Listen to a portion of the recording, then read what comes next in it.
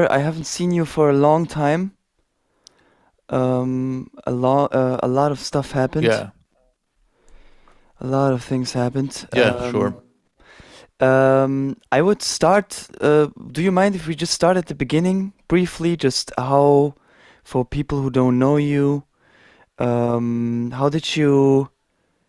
Where were you born exactly? You were born in Romania, I guess. I was born in Bucharest. Mm-hmm. I grew up in a neighborhood of Bucharest called Titan, which is in the southeast of Bucharest. It was a neighborhood built in the 60s with in the 1960s with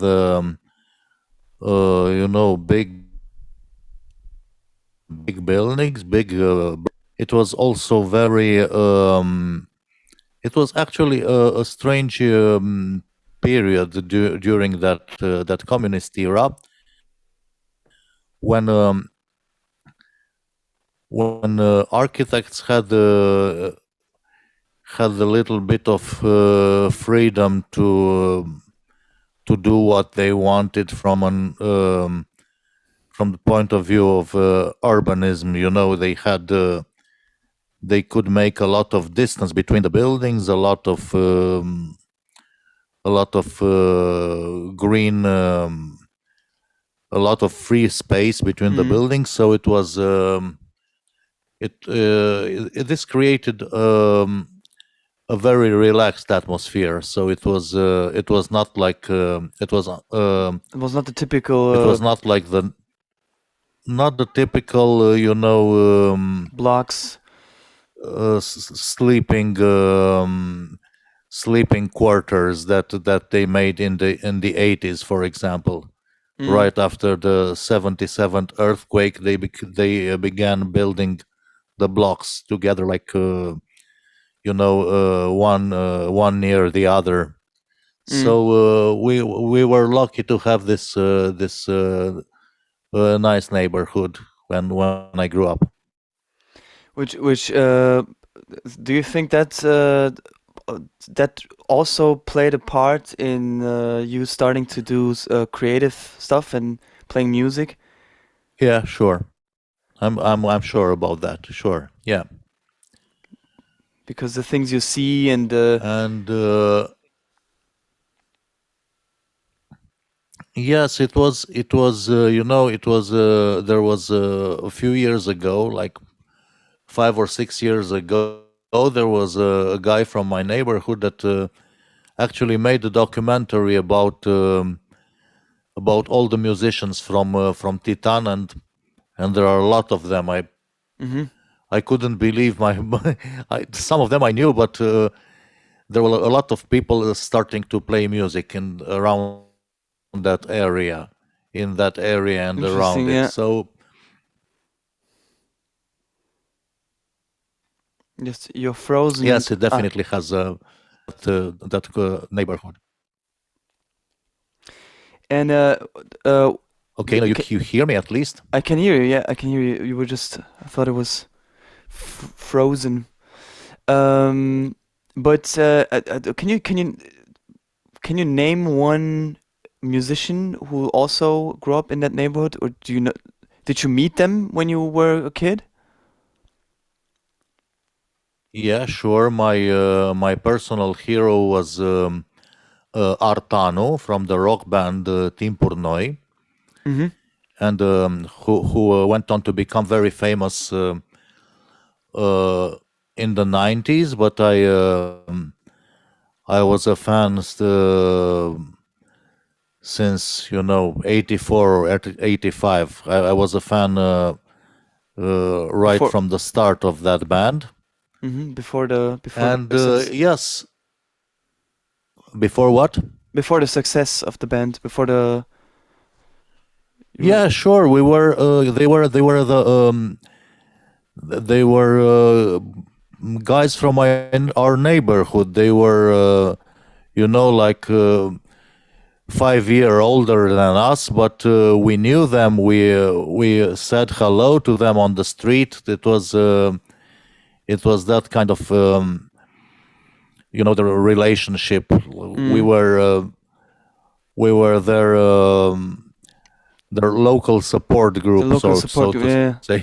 Yes. Yeah, yeah, that's what you need when you're when you're starting musician. It That's means it also it's I'm talking about me, and I'm talking about my friend, especially about me and my friend Florin Dumitrescu, who also wrote the lyrics for my next album. So we were friends since then.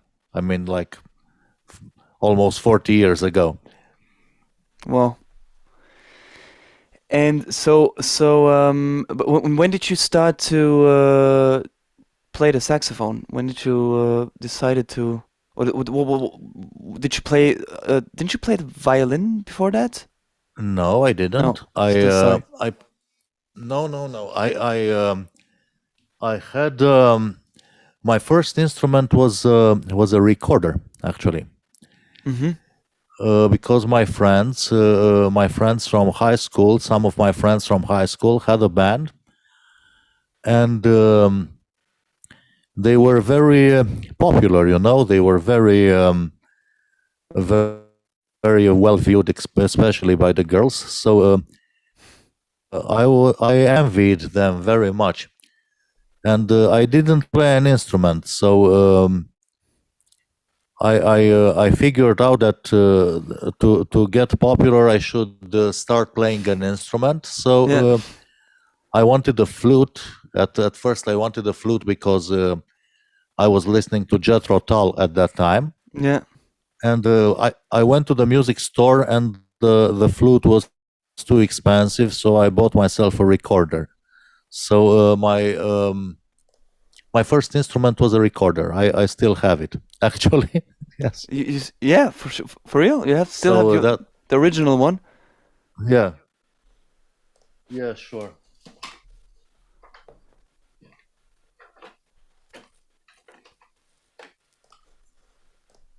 Look, here it is.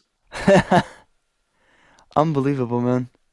Yes, I see. Was my It's first recorder, and this is my second recorder, an alto an recorder. alto recorder. Yeah, yeah. Yeah, they were.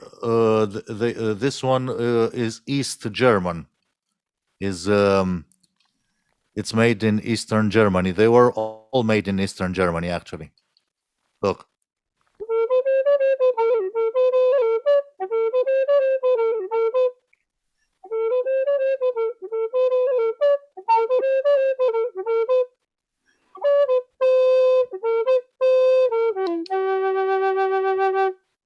So this is Burke's Works by Dizzy Gillespie on the recorder. That's wait. Isn't that maybe that's a little weird question, or because I used to play it too. It was also my first instruments were recorders.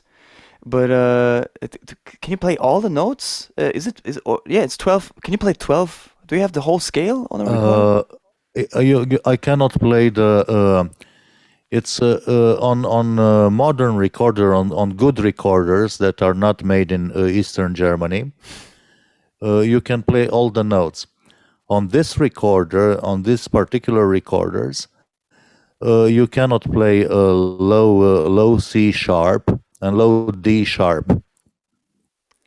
Okay, but you can play. But you have the whole. You can play. Obviously, you can play jazz tunes. I'm actually recorder saxophone players. Sure, but what I'm telling you is that they when they have the recorders are generally in C and in F. The alto is in F. Mm-hmm.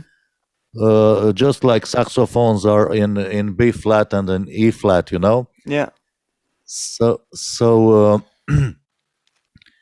but when we play the saxophones and I say I play a C on the tenor, I actually play a B flat. Okay. Yeah. Yeah. The recorder in the recorder community, when they say they're playing when they play what I call a C on the alto, they actually think F. You know, it's just like if you It's transposed. yeah, they already think transposed for alto and sopranino and whatever. They already think. They don't think that after the position of the fingers, but they say the real name of the note. So they keep it real. Yeah, they keep it real. For example, if I play a G on the saxophone, like these three fingers, Mm-hmm. okay, Yes. and this is actually an F in the real world, you Yes. know. On the But piano. we call it a C because it's that's where we put our fingers. A A G G. A because G. this Yeah. yes, because that's where the fingers are. But for recorder players, they actually think about that note. So yes, the lowest notes, what I call a C and a C sharp, a D, D sharp, they I cannot play on this because that would involve the half a whole, you know. Actually, I can't play a D sharp. Because I practiced it, but it's not easy. It's not easy. Yeah, you gotta be very precise. And from then on, from then on, you can play all the chromatic notes. You know, it's easy to play all the chromatic notes. So yes, it's an actual instrument. You know, it's not. It's not a gimmick. It's you know people play Vivaldi on it and things like that. And actually, when you played it, because I learned the recorder because not to be popular, but which is a very cool reason actually. I think to They had you play it in school, right? they had me play it in school and exactly and which was okay. I mean, it was for me. It was in uh, I didn't mind, but it was of course the transition to saxophone was like you said the fingering is very similar. Uh, it's the same notes actually. When you have Uh-huh. the C, you have the B, you have the A. It's the same fingering. So this was the transition was easy. But why? How? When did you start to play saxophone, or how did you transition? I started to play saxophone after a few years when my friend Florin had told me, look, you're only listening to saxophone players. You might as well get a saxophone, you know, because you're past your flute imitation thing, and you're trying to do saxophone things. So because actually he heard that in my playing, you know, he heard that I was trying to emulate Charlie Parker, and it's kind of difficult, you know. So Yes, absolutely. and uh, and well, he said, why don't you get a real saxophone? And my father had a motorcycle that he didn't use Hmm. because he didn't want to to pass the exam again. He had asked a policeman who was our neighbor, you know, and he said, "Look, if I've been driving a car from like since 30 years ago and I had a motorcycle permit, can I just buy a motorcycle and drive it, and ride it. Yeah, yeah, And the policeman, our neighbor, said you have to pass the exam again. yeah, because it was too And long ago. yeah, because it was too long ago, and my dad had in the meantime he had developed some problems with colors recognition. He couldn't see colors Mm, he couldn't name colors very quickly, mm. and he was a little bit afraid that if he went to that exam again, they would find this they would They would find find out out this. his. Yes, and they would maybe take his driver's license too, and he didn't want Okay, that. okay, okay. You don't, in So German you say schlafende Hunde wecken. yeah, exactly, to wake up a sleeping dog. Sleeping dog, don't wake up the sleeping dogs. And People. he didn't want to do that, and but anyway, he didn't sell the motorcycle, and he because it was like giving up a dream. Mm. But I knew very well that he couldn't use it. So I told him, look, let's do something more constructive with your motorcycle. Why don't you sell it and buy me a saxophone? And he said, you suggested that? yes, and he said, look, I know I won't ride it, but it's hard for me to sell it myself. So if you want your saxophone, please get busy and sell it yourself. And so that's there was a guy there, a friend of mine who was he was an illegal mechanic, and he wanted a motorcycle very much, and I sold the motorcycle to that guy. Perfect. He was repairing cars in front of the building, like for money, but because we lived in communist times, he couldn't have a legitimate business, so that was his His. side hustle. Mm-hmm. I see. And so you, So this is how I got my first alto. so you sold it for a good price. No, I sold it exactly for the price of the alto. I was too stupid. I I, mean I that's asked I asked the guy how much is the alto. He said 2,000 lei, and I sold the motorcycle for 2,000 lei. I could have taken 5,000 actually. 5,000. Yeah. Oh but man. but I was very focused on the saxophone thing. I mean So I didn't you were young. I mean, how old were you? 10? like no, no, no, no, no. That was in high school. I think after high school. After high school, one So year after finishing high school. that's So I wasn't so young. I was just stupid. too young, old enough to be stupid. Uh, Yeah. 15, 16. What is high school? 15, 16, I was 18, 18. Okay. 18 and more, because 18 and counting. I was after high school. Like I didn't. I wanted to study architecture, and I didn't pass the exam. So I stayed 1 year at home, and then another year I stayed at home. I didn't stay at home actually, but well, I think that's when I bought my first saxophone. Let And me that during that time. let me stop you there because I have to.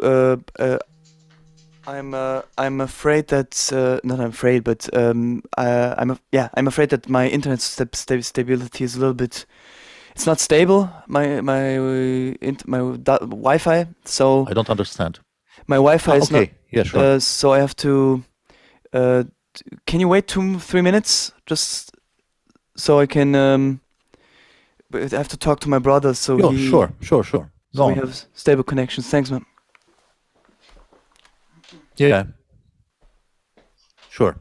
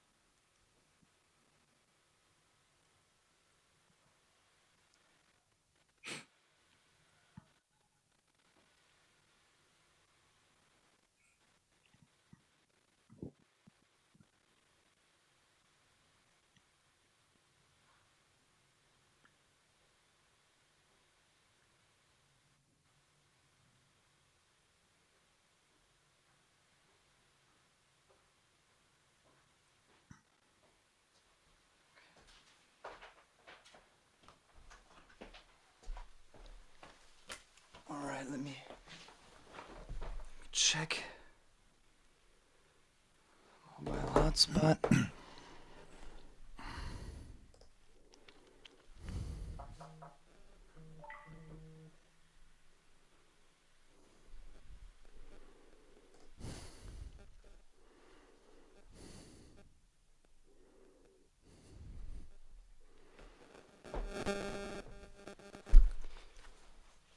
All right. Are you still there? Yeah. Can you hear me? Yeah. Is it better now? I think so. I think Okay. so. Let's find out. Yeah, I'm just going with my. I'm just using my phone as a hotspot. Um, Good. then I have to put it away. So so you bought your first alto saxophone with 18. So you started, yeah, I mean, relatively late. Yes, I started relatively late, and there was another problem. Um, I had actually before the recorder, I had a regular flute with 6 holes, Mm-hmm. and so I started with my hands the wrong way, like right hand up, left hand down. Okay, I see. I see. So the transition to saxophone was not very easy because you know I couldn't even play a C major scale because of the because of the hands being in the wrong order. See, Yeah, yeah. like this, like this. I see it. Yeah, yeah. Your right hand up, left hand down. Yes, Mm. and to this day I cannot play a recorder normally. I never learned how to play it like a saxophone. It's strange. So you're a little bit like the Jimmy. So you're the Jimi Hendrix of the recorder. Yeah, sure, What? exactly. That's Yeah. yeah. Um. All right. So, how did you take lessons, or you were more autodidactic? Did you teach yourself in the beginning? Yes, I had some lessons, and with one of the greatest Romanian saxophone players, Garbis de Dejan, and then I stopped the lessons and I started exploring myself, and then after 1 year, I had another year of lessons also with him, and so it was. Yes, it I took lessons, but they were not very constant lessons. They were more like on and off things. But and then I after in 1990, when everything opened up after the revolution, I got some jazz books, some Jamie Ebersold and Yeah, you. cassettes and stuff like that to practice with. So I didn't. And in the meanwhile, I had learned enough to improvise a little, so I didn't need any more lessons. It's fascinating how long Abers. I also learned with Abersold. He Yeah, somehow. everybody learned with Ebersold. It's fascinating that he just took over this market. Like I'm pretty sure he had some lawyers who said, like, when other people came, like, hey, that's a good idea, Jamie. Let me put out a book myself. I said, nah, man. I was the first to have play-alongs, and it's Yes. just yeah.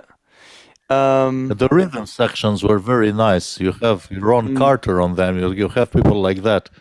y- On the minus ones. I didn't know. I didn't know. Yeah, sure. They're And great musicians. and Actually, they were recorded with some soloists playing. They're not playing just choruses like that for nothing. There was also always a soloist who And and they cut him was out. playing who was playing in the booth, and they heard it in the earphones, and they cut him out That's from the mix. hilarious.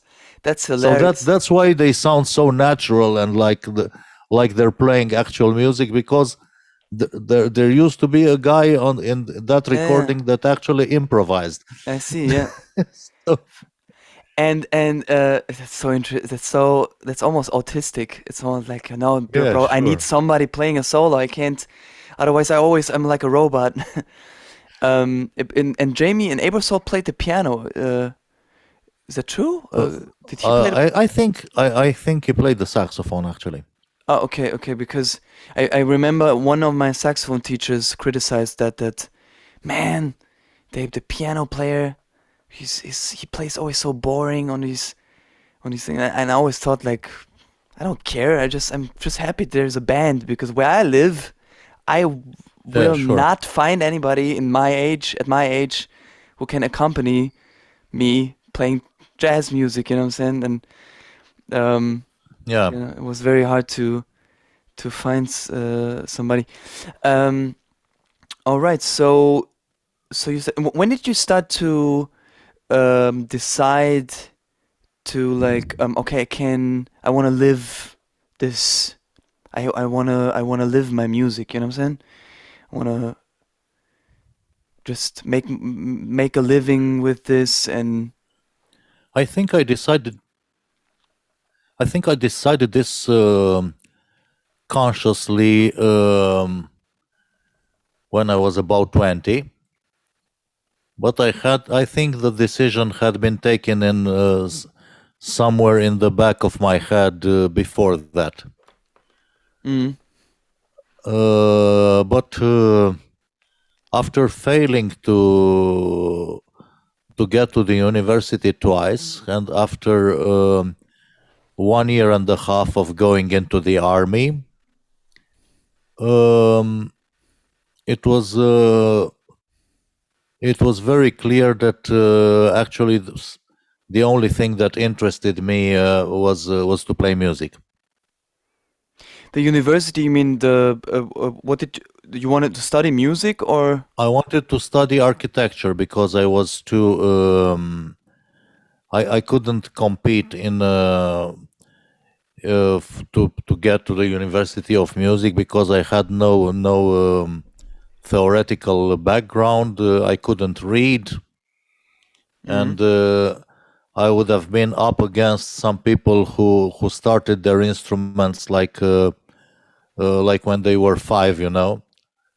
So it was completely unrealistic to the people. I would have competed against people who had music school and yeah, who music high school who and mm, reading and all that uh, fundamentals. fundamentals and theory and all that stuff that I started to get an idea about when I was 20, you know. So Yes, yes, yes, yeah, it I was see. much too late for me to try going to music university, to the Academy of Music in Bucharest. Also, they had no saxophone section.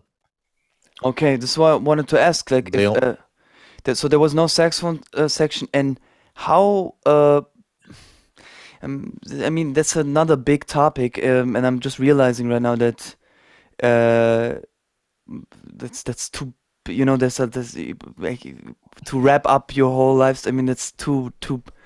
We could fill several hours with this, but how was no, the it's easy. It's how how was the jazz say scene? How was it perceived in Bucharest and in it was this okay. the It 70s? was We're talking about the 70s no, here. we're talking about the 80s. The 80s, I'm sorry. Okay, I didn't want to make you. So I want Mm. to I was born in 67. So the 70s were mostly my childhood. I was in 1980 I was 13 years old. So I wasn't even in high school, you know. So Mm-hmm. for me, the Bucharest jazz scene was fascinating. I was going to all the concerts, you know. There were a lot of people playing. Some of them went abroad, some of them died, but at that point, all of them were alive and playing either in. There were no jazz clubs, but there were some jazz concerts, and there were two or three festive jazz festivals each year. Mm-hmm. So yes, That's a I lot. had the opportunity to actually see the best Romanian musicians ever live, and besides Mr. Dedean, who was my saxophone teacher. This I forgot to tell you that after um, right before starting playing saxophone, I there was a thing called, you have it in Germany too, something like that. The popular school of art, like art school for adults, you know, where you Mm, can mm-hmm. where you can go as an adult and I want to start playing guitar, and there's someone there who's a musician who teaches you without any it's not strictly academic. It's Yeah, for your personal education. There's yes, no sure, but pressure. yeah, in Romania we had these things, and there was one of these popular school of arts. They actually had the jazz program. It said it said light music and jazz, and actually it was taught by one of our greatest pianists, Marius Pop. So I went to Marius Pop with my recorder, and he taught me the fundamentals of improvisation. That was before I had started to play saxophone, Mm-hmm. and I forgot to tell him up. So and when I told him, look, I bought a saxophone, and he said, no, you should have played recorder because that's so unique in jazz. So nobody plays it, and Yes. at least he didn't know about anybody because the information wasn't exactly circulating in those times. So, but after a while, I started bringing the saxophone to the lessons. So it was an easy transition from this point of view. At this, so you were at this pop school, at this popular music school. Yes, and the name of the teacher was Marius Pop. Marius Pop. And I can also Yes. see Caprier Dedeyan. He's 61 now. Gabriel de Dean is the brother of Garbis de Dean. He's the brother of my saxophone teacher. He's a Garbis. very good guitar player. Gabriel. Yeah, Garbis was his brother. yeah. He That's what he I'm. he died in 2020. Okay, that's very that's strange that I'm typing in Garbis Dedeyan, but Google is so fixated on things that only on pop. You know, he just gives me Capriel Dedeyan. He doesn't even. But the guitar player, exactly the guitar player. Yes, but you can just insist, and it will. There are a lot of clips of Garbis de Dean. So sorry, I just have to No problem. always change things. My ADHD is breaking through sometimes, which means everything has to be So perfect. Um, um, yeah, let me think about. Um, maybe let's talk about the 70s another time, because I'm just realizing now that we could fill a whole interview just with how it was to I'm fascinated by the 60s and I'm fascinated Me about too. Me too. all the decades before 2000 actually. I actually, Even the 90s. in the latest weeks, I'm watching a lot of 60s and 70s movies because it's kind of a more peaceful world. There's Absolutely.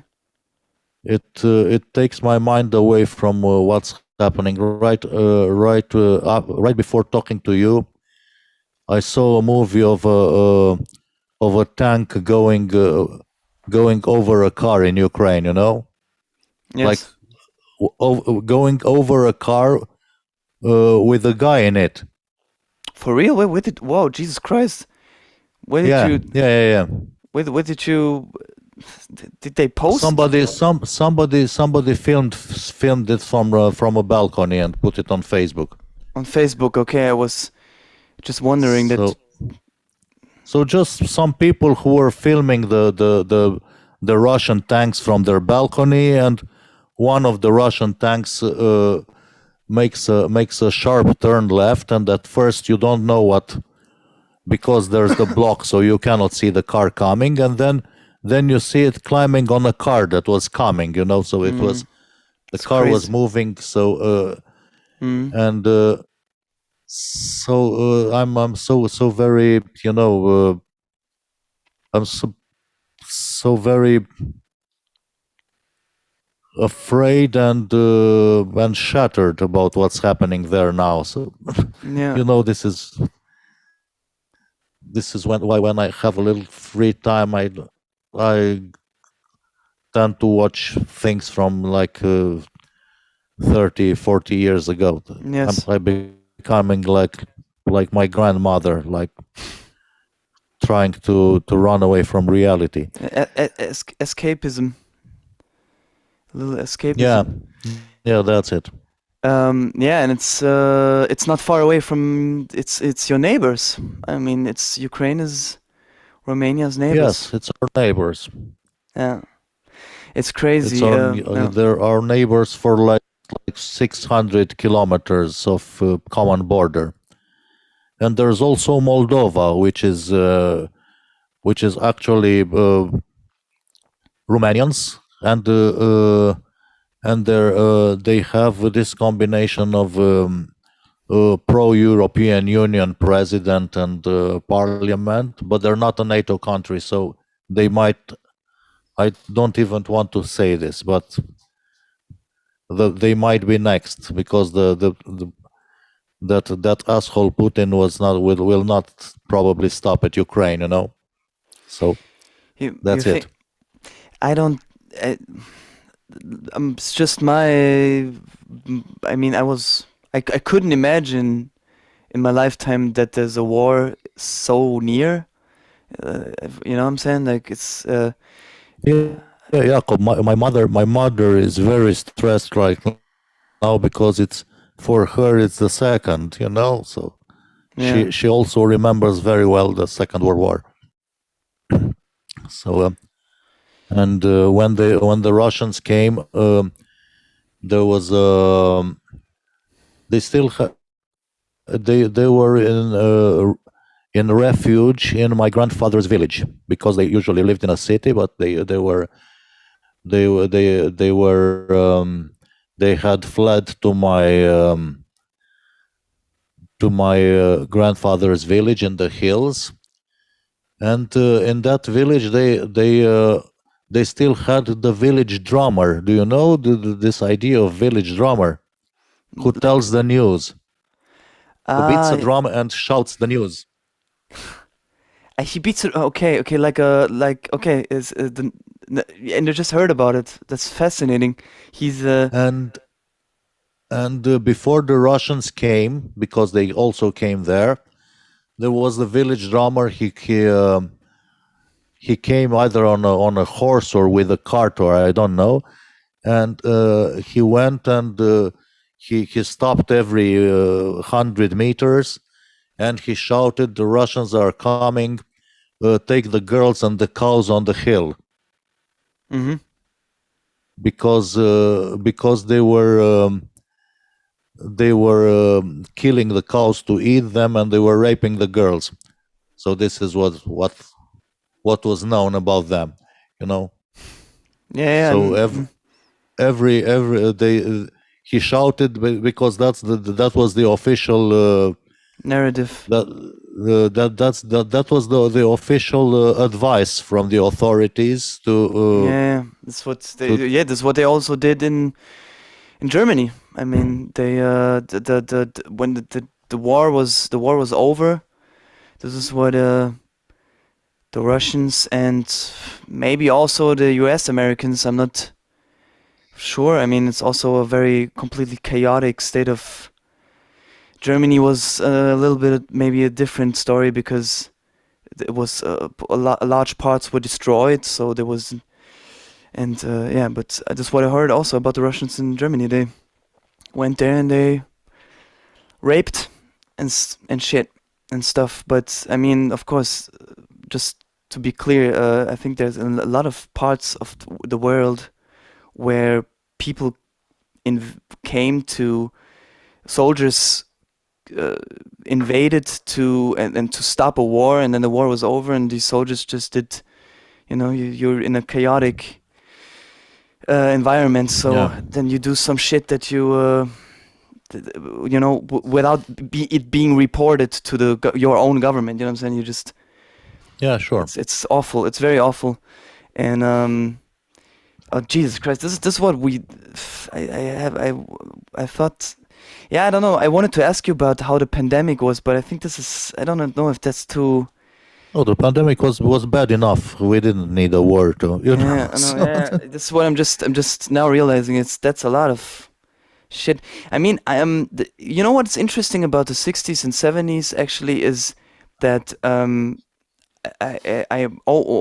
all these decades when you watch them back and we always see, at least I always see, I look at music, I watch movies, and yeah, everything seems to be um, yeah, peaceful or interesting or exciting or cool, but yeah, it actually wasn't. I mean, if you really look behind the curtains, or if you watch other stuff, like I just watched a Netflix documentary about the crack ep- epidemic. epidemic in the 80s, or Yeah, the anti-Vietnam marches in Washington, Vietnam against the war, um, but still, especially it still has something it's so unique and so yeah, it's still it's good for keeping getting your mind off stuff that is happening now, even if it's something which is negative or something dark in the past. It's yeah. just now you have the internet and you have a lot of the information is extremely real and very you get a lot of information flooding.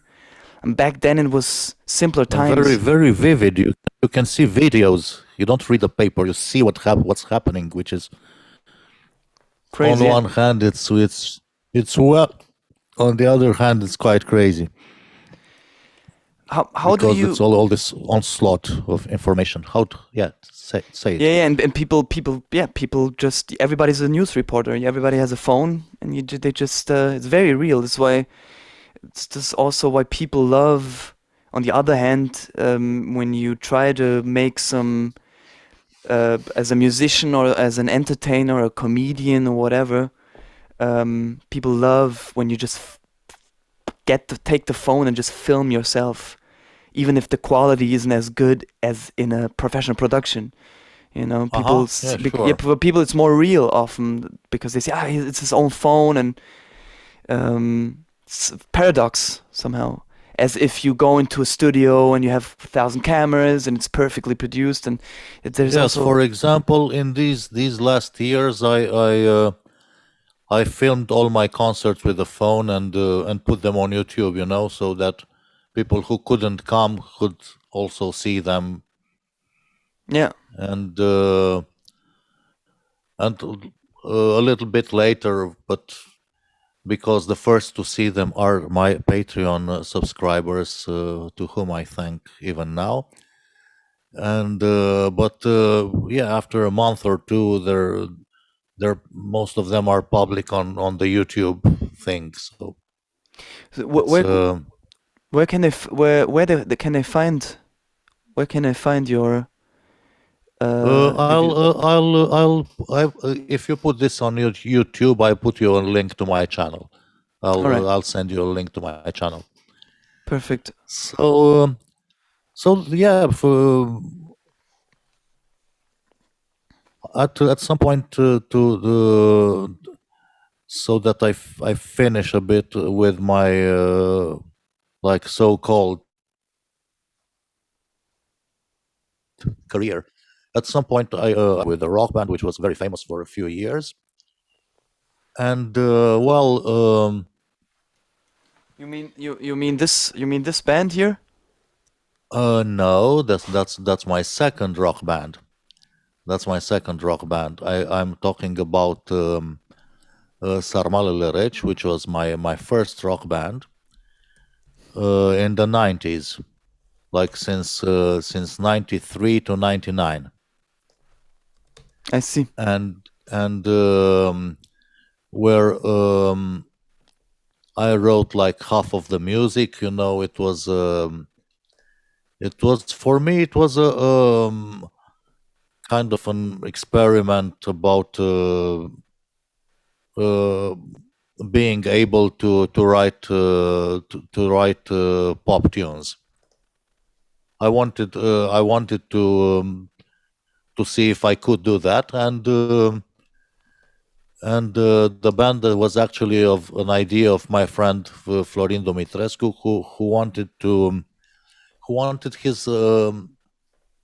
his lyrics to be heard by more people. He wanted a Mm-hmm. larger audience for his for what he wrote, so he thought he would become a rock lyricist. I see. So yes, there was You, this rock band for 6 years, and we became very famous. And then I was out of it because we didn't get along very well at the end. And then I made my own jazz group, and in a few years I was approached by Kum, by the band whose T-shirt you showed me, and it is a much better band in my opinion, and it's also we're very good friends, and I've been with Kum since 2003, and in the meantime I kept my jazz band going, and I had like 5 or 6 albums, and with my own jazz band. Like mm-hmm. it's not a what they call a solo project, because it's like a band. It's not a project. It's They where can I find that? Where can yeah? Please post also or send me also later on a link to your where people can find these records Yeah, sure. of They're all on Bandcamp if mm-hmm. somebody wants to buy them, and they're also in on I don't know, Apple Music, Deezer, Tidal, whatever except Spotify. So and Why I put them why isn't it on Spotify? So because I hate them. because I thought so. This is why you just did a little nuance with your voice. It was not very very subtle, but if I accept Spotify. because they because they because they don't. No, Why? because they actually invented all this streaming thing. Okay, Because they don't pay. they don't pay. Yeah, that's what I heard. And they have this policy of making all the music available for to anybody all the time, which actually means that nobody will buy records. So there's a lot of there's a big loss of income for anybody who's not Yeah, Lady Gaga. yeah, So Lady Gaga everybody who's not an international star, and Neil Young. everybody who's not an international star loses. Yes, Like if this you're what not this should be the if you're slogan. not, so it's kind of the big guys, the big guys, and the big corporations creating an environment which only benefits them, and then imposing it on everybody. So when I put my last album on on these platforms through DistroKid, it was already 2 years old, and all the physical copies were sold, and that's what I'm going to do, because I understand that people want to hear the also these on these streaming platforms, but Yes, as long as I still have a physical product, it won't be streamed, so yes. You have so as you have long to play as the the game. album is new, but I want to I don't want to play it, because I have a lot of friends that they're as soon as the album is out, is already on every platform available, and where maybe it's the modern world, but I kind of hate it. So Yeah, I it's see. also my latest album, which is made which is inspired by my friend Florin's poems. It's it's actually just 100 copies. Wow, this So it's very and it limited. was quite expensive, and it was quite expensive, very limited, and it was quite expensive. So for 1 year or two, it won't be available on the internet, out of respect for the people who actually supported its because it was crowdfunded. Mm. So you had to pay some like 20 euros to have your physical copy. So I don't want to to give it away right On when the it's when it's dropping, yeah. yeah, when it's dropping, exactly. So Yeah. well, I might have some. I already had a video on YouTube. It was the screen. The script was written by a friend of mine, Jana Juhas, who's also from Titan. She was a friend of me and Florin from back in the day, and in high school, and it was filmed by a very good camera operator whose name is Dragoș Lumpan, and it was edited by my daughter, who's also playing violin on the album. So yeah, Nice. that's my latest effort, You made with just just crowdfunding. tell me. Yeah, it's my third album that comes out this way through crowdfunding. The people who are um crowdfunding were also how can one crowdfund you? You have to There are several platforms. There are the big American ones that everybody knows, like Kickstarter or mm, Indiegogo, and but I prefer the Romanian platform, which is called sprijin.ro, Mm-hmm. because I found out that I tried Indiegogo once, and I found out that my fan base, so to speak, like those 100 or 200 people who actually listen to what I do, uh, they react better if it's a Romanian platform. I don't know why. Hmm. Okay, the people who support you also with crowdfunding, you mean, or Yes, your fan base? that's what I consider my fan base. Yes, there are more people who listen to my music, but because maybe they want to go out one evening and I see. Yeah, there's but there's this some. jazz guy they kind of heard about, or but I mean the actual guys who would actually buy a record are maybe two, maybe 300, not more. Yeah, that's the core fan base actually. People who Yeah, that's support you through the thick and thin. yeah, Who exactly. Yeah, I see that's the same thing actually.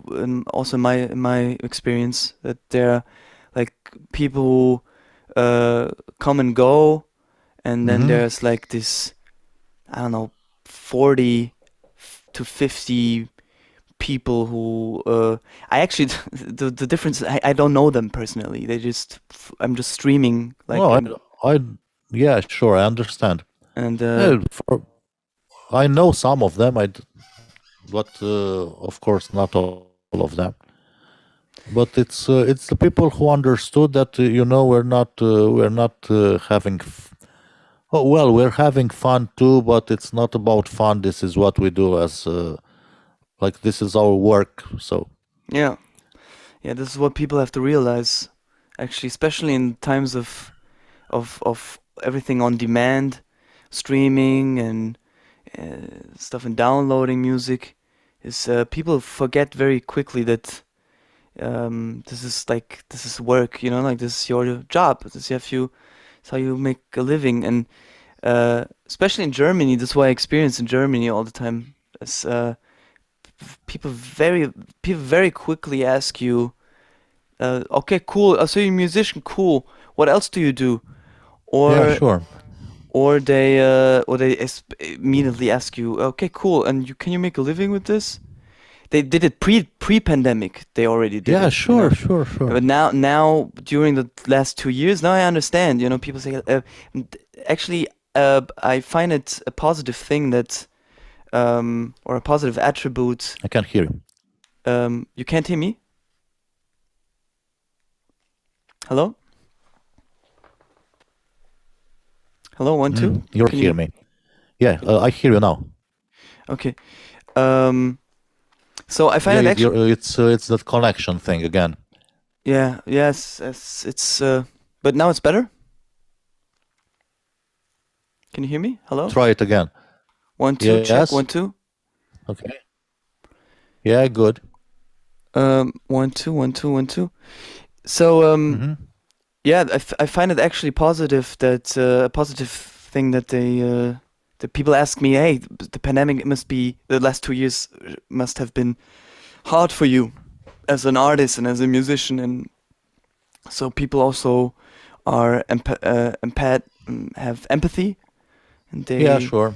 they also understand, like, oh, musicians and artists, and this must be hard. But I guess that, or I assume that your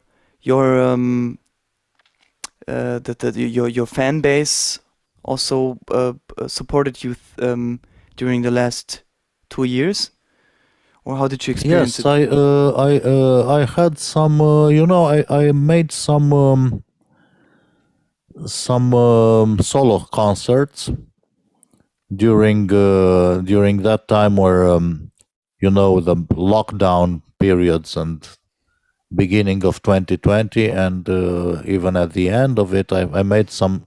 No, at the end of 2020, actually, I made some streaming. some streaming gigs from my home, just me and whatever saxophone recorder, and and I had like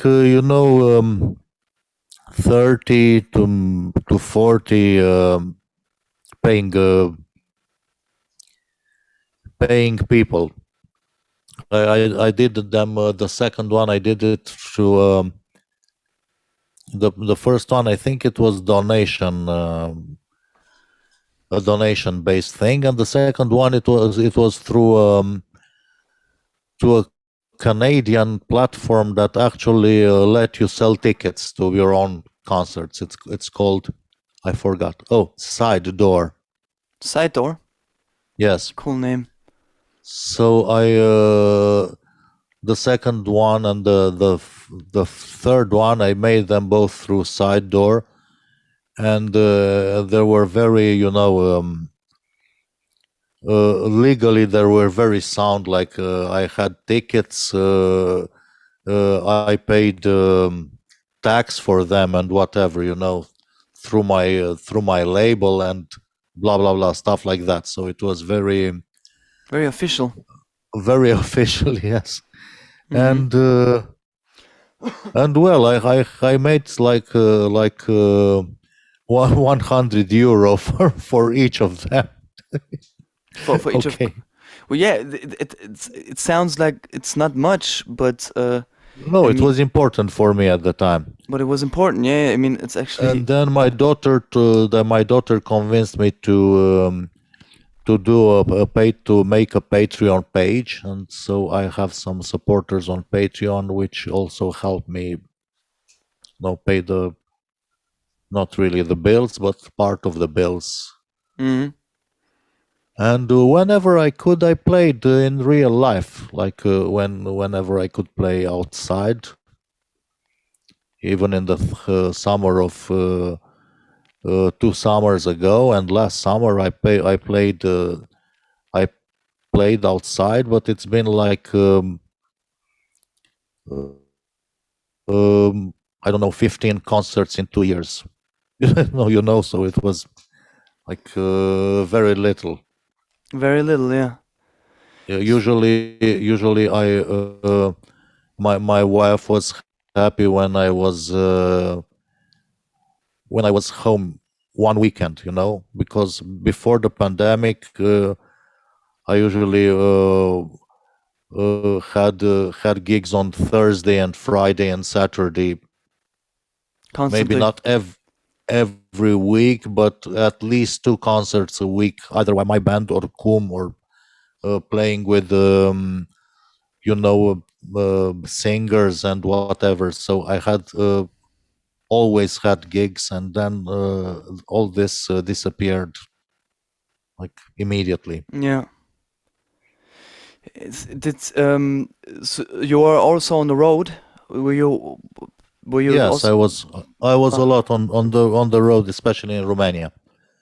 Mm. But I didn't play much in other countries.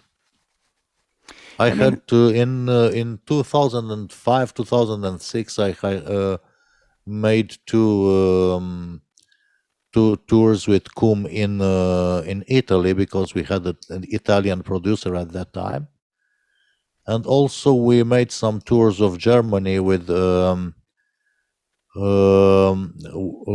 Kum, organized by us, and then we had a German impresario, a lady who's become our friend there in the south of Germany, and if you remember, we also met during one of these tours. in Germany, Yeah, really? I forgot the name of the town, but it was something with starting with H. I mean Heilbronn. Heilbronn, yes. Yeah, yeah. It's where I'm right now. So where? Oh, okay. Yeah. Say hello to Heilbronn. Say hello to Heilbronn, and nobody will hear me. They all extremely. Uh, I don't know what they are. I have no attachment with this city except that I'm just moved back here. Um, So yeah, we met here. Fucking, I'm really afraid my memories. God damn it! It's especially when. Yeah, how can I say that? Yeah, I've a lot of stuff. I remember some. Of course, I remember when I played with you in Vamaveke. Then I remember seeing Uh-huh. you live several times in Bucharest. This is all I remember. But this I won't. I didn't remember. So you played here, and I saw you. Yeah, probably. But did you? Where did you It play? was In it in, was a, in the jazz cafe here? I d- yeah, I think it was the jazz cafe. It was some posh thing. It was very elegant. The place was very elegant. Okay, that's yeah. I mean, the jazz club here is there's only one jazz club, so But it's they do also rock concerts. I don't think so. no, not really. They are really No, it was a loud concert with Kum. So it was mm, not a jazz club.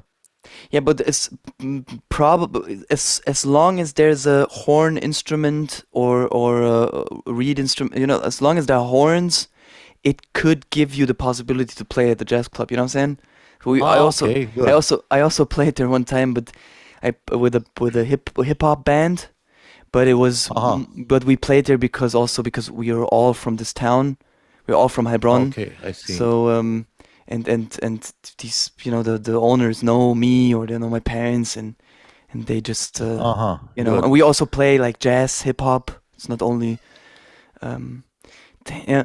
Um yeah, I mean yeah, I mean it's why it's also good to have the support and of the people and I love I mean I somehow I like the Romanian music scene.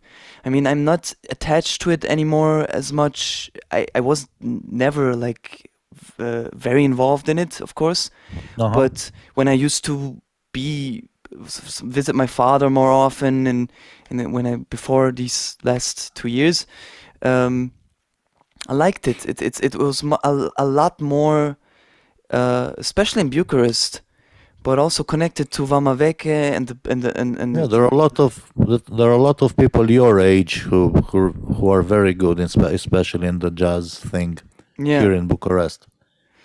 and Like a lot of vocalists and there are also very good saxophone players, and some good piano players. You know Arkush, great saxophone player, Alexandru Arkush. no, let me type that in. Alexandru Arcuș. Yeah, Arcuș. No, this one is. How do you spell it? ARC. U and S with sh, whatever.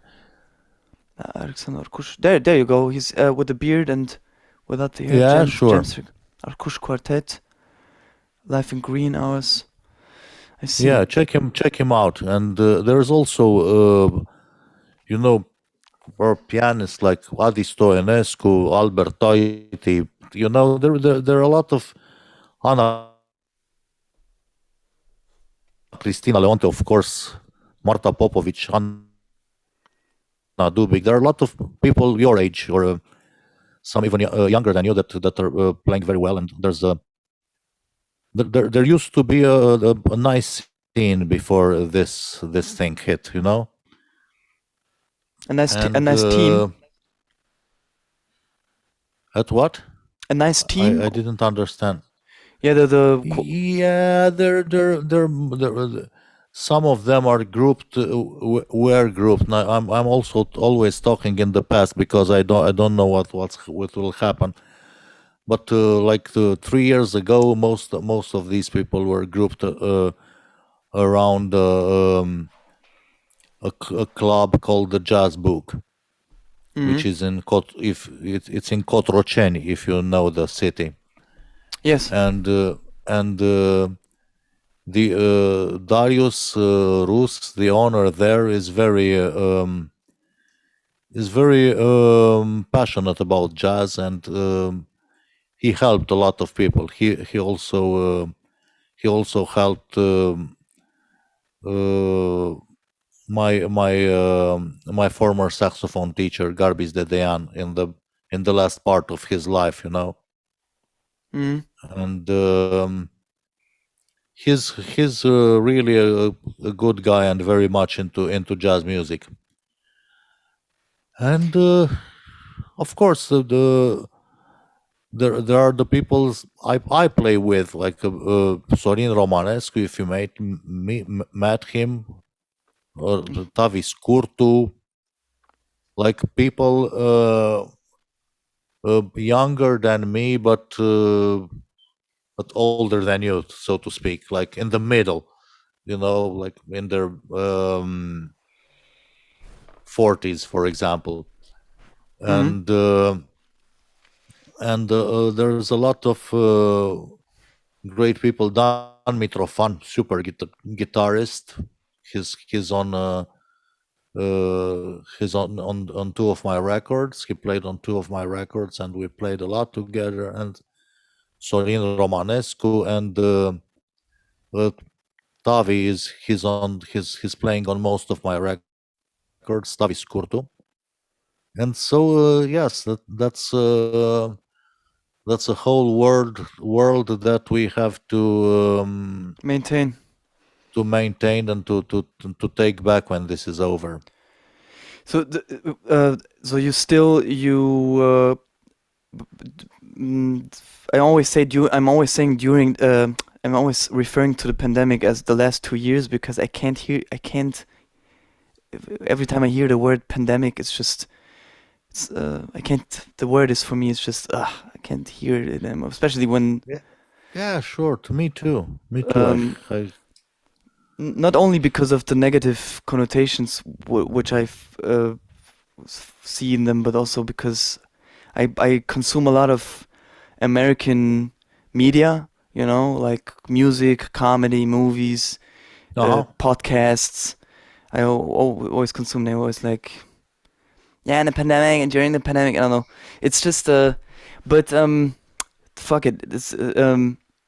So, but did you keep it? Did you keep your when you were isolated or in the depths of this phase? Did you keep connected to the other musicians or to your bandmates, or did you send music back and forth and worked Mm, on it, or did you more? Because it seems to me you more just, which is absolutely natural, which a lot of people did. You focused on, okay, gonna do solo. I'm just work. I'm gonna work what's available now, which is myself and my four walls. And yeah, it was mostly like this. It was mostly like this. Yes. this is also how It was. you recorded your record, I mean your new record. Yes, I recorded it alone at first. Um, I wanted to. The idea of my record was started in 2019. So it was supposed to be with Artano on voice, with the singer from Timpur, the former singer from Timpurnoi, who who's got the greatest baritone voice ever, you Mm. know, and it was supposed to be like a small orchestra. I had this idea that I would crowdfund it, and that would I would ask for a lot of money so that I can record it with an actual with a small orchestra, like you know Schoenberg's Pierrot Lunaire, that kind of thing. No. The Look it up. Arnold Schoenberg, Pierrot Lunaire. It's Arnold Schemberg. Schönberg, of course. yeah, sure. And it was kind of that thing. One violin, one viola, maybe one cello, two horns, percussion, and piano. So something like that, and Mm. baritone voice. That was the initial idea. Mm-hmm. And so that I could have many interesting textures, instrumental, but without using many instruments, like Mm-hmm. strings and also horns and All the also frequencies and piano, and also yes, and combine them in an interesting way. So that was, and it was based a lot on the idea that Artano would sing, So I was very I wanted him very much to sing on this record, mm-hmm. and then I had a very promising first talk to him, because we've known each other since the 80s. In the 80s I was more like a fan and less like a friend. But my friend Florin was much closer to him in that during that time. So I thought he at first I thought he wanted to do it, and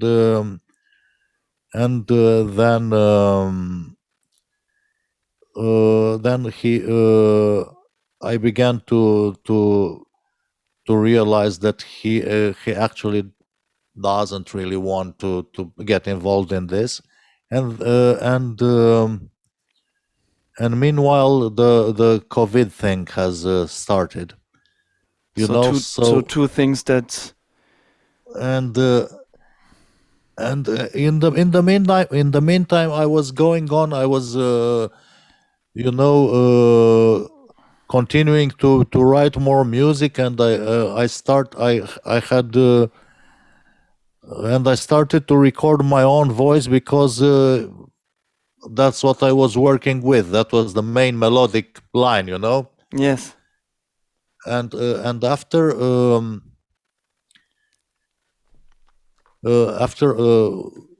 the moment when from the moment it became clear that Adrian wasn't going to sing, um, I thought a little bit, and I thought, well, I'm not a singer, but there is this situation. There's this stupid thing where I'm isolated, and why don't I sing actually?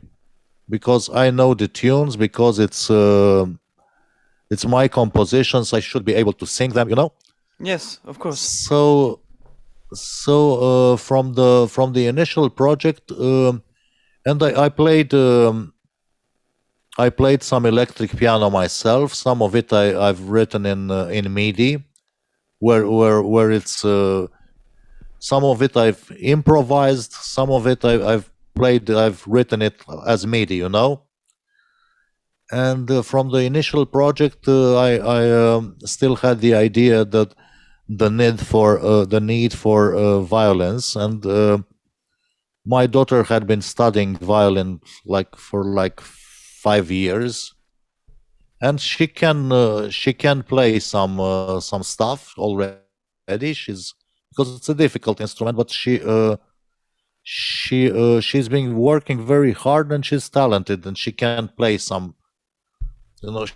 She's not playing like a concert violinist, but she can read. She can play some Mm-hmm. stuff. So She can translate so I yes, she can read notes, and she wanted to help me with this, because she's very much into classical music. So she didn't actually dream of playing on a jazz related album, but in the end she said, look, I will do it for you. Like, I'm and she recorded, and the parts she recorded are super super good, and I'm very happy. And then I wanted a female voice, and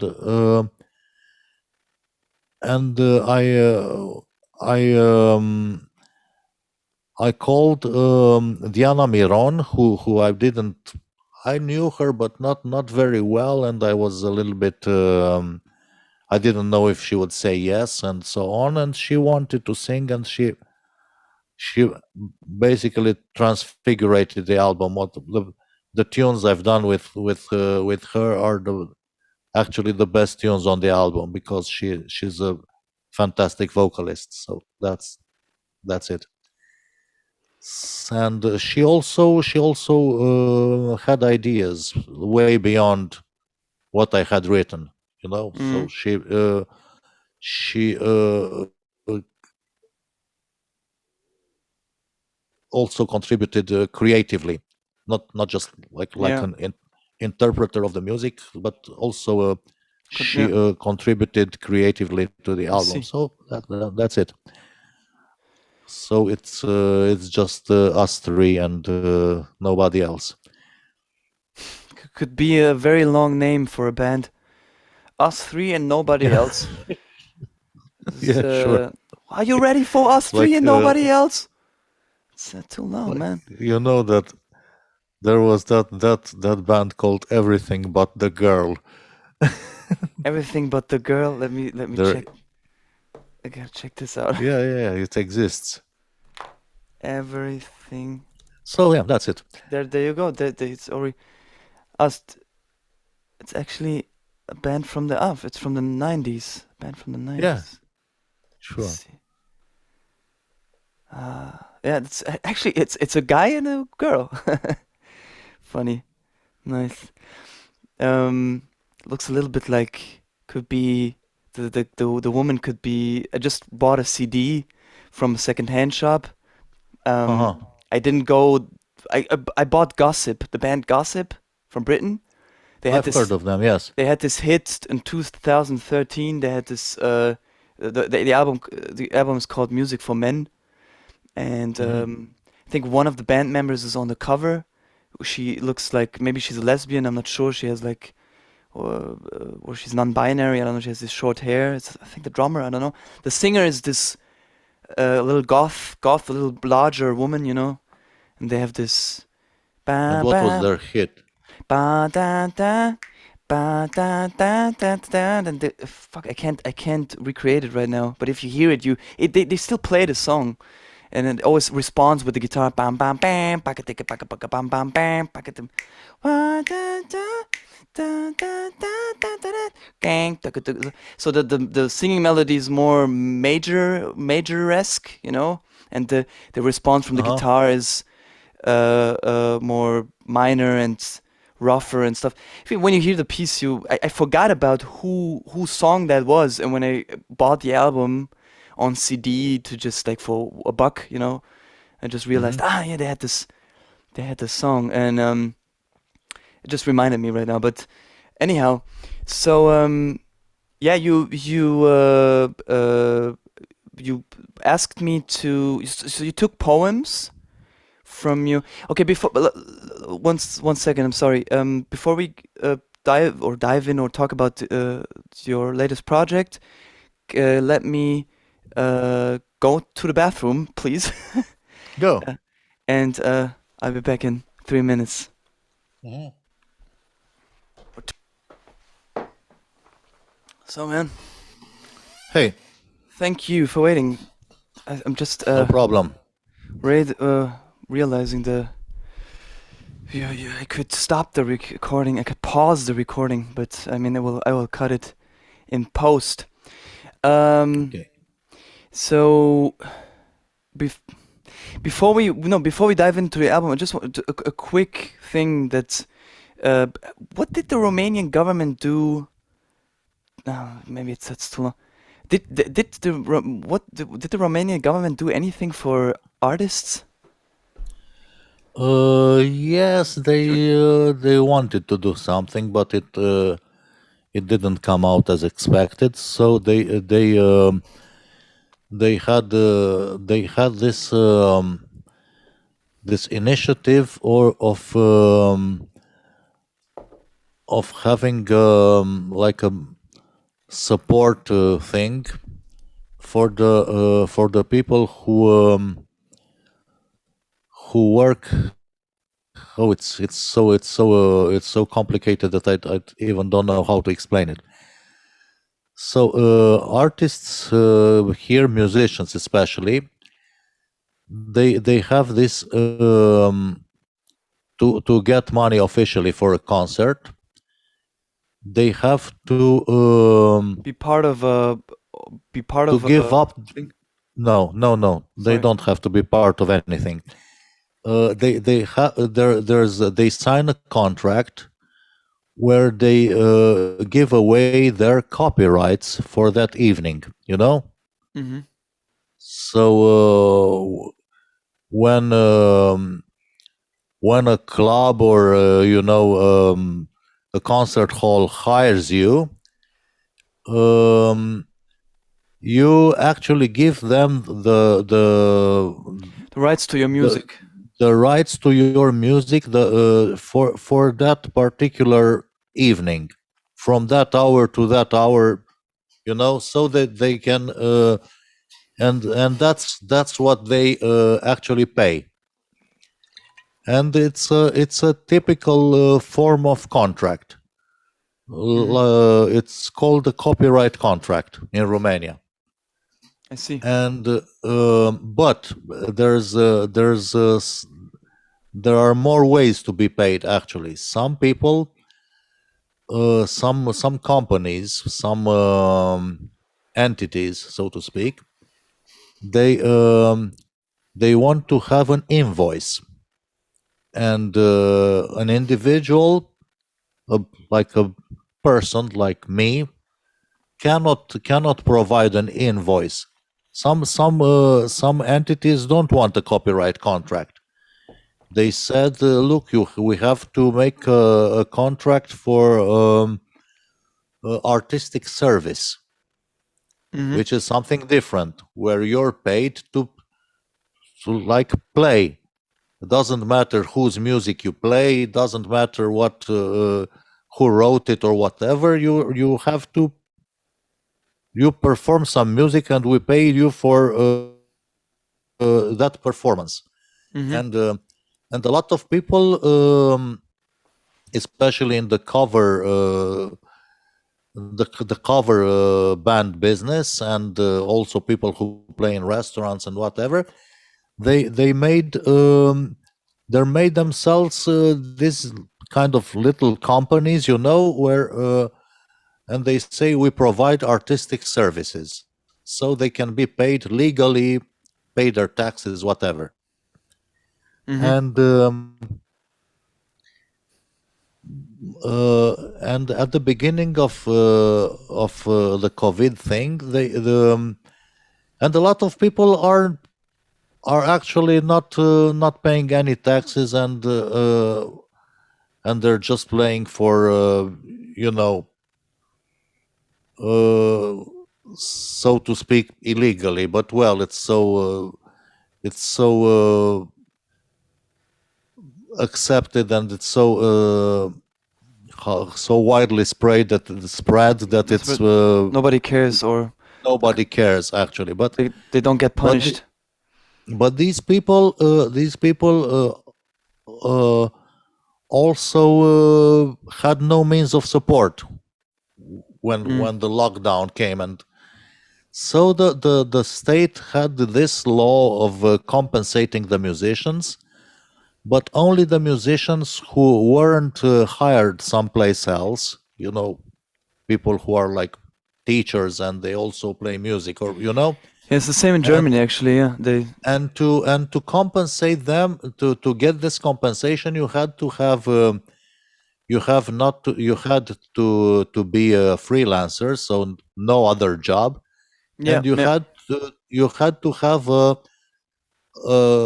copyright contract from 2019, and this to show them, look, this is yeah. what I'm. I'm a musician. I'm an artist, and I don't do anything else. I think they copied that from Germany. It sounds exactly uh, similar, like what we got. yes, but actually they let out all these people.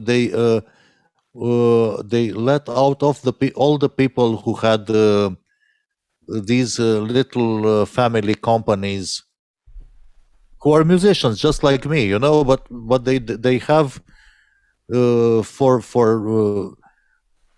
because their clients wanted that, they had set up these little companies where they provide artistic services, and these guys couldn't get any money for. Also, the guys who didn't have any kind of contract, they weren't, according to this law, they weren't recognized as musicians. So it Mm. was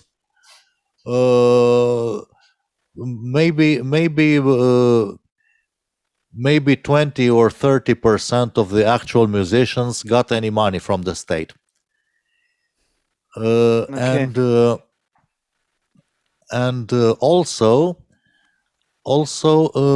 they couldn't give the money already taxed. They couldn't give the money, how to call it, netto. Mm-hmm. And so they gave two 2005. I forgot. If I forget, The if I'm amount. wrong, I forget the exact amount. But let's say you got 2,000 lei per month, okay? Mm-hmm. But you had to pay 1,000 lei taxes for that. Okay. Okay. That And does. and people thought, look, That's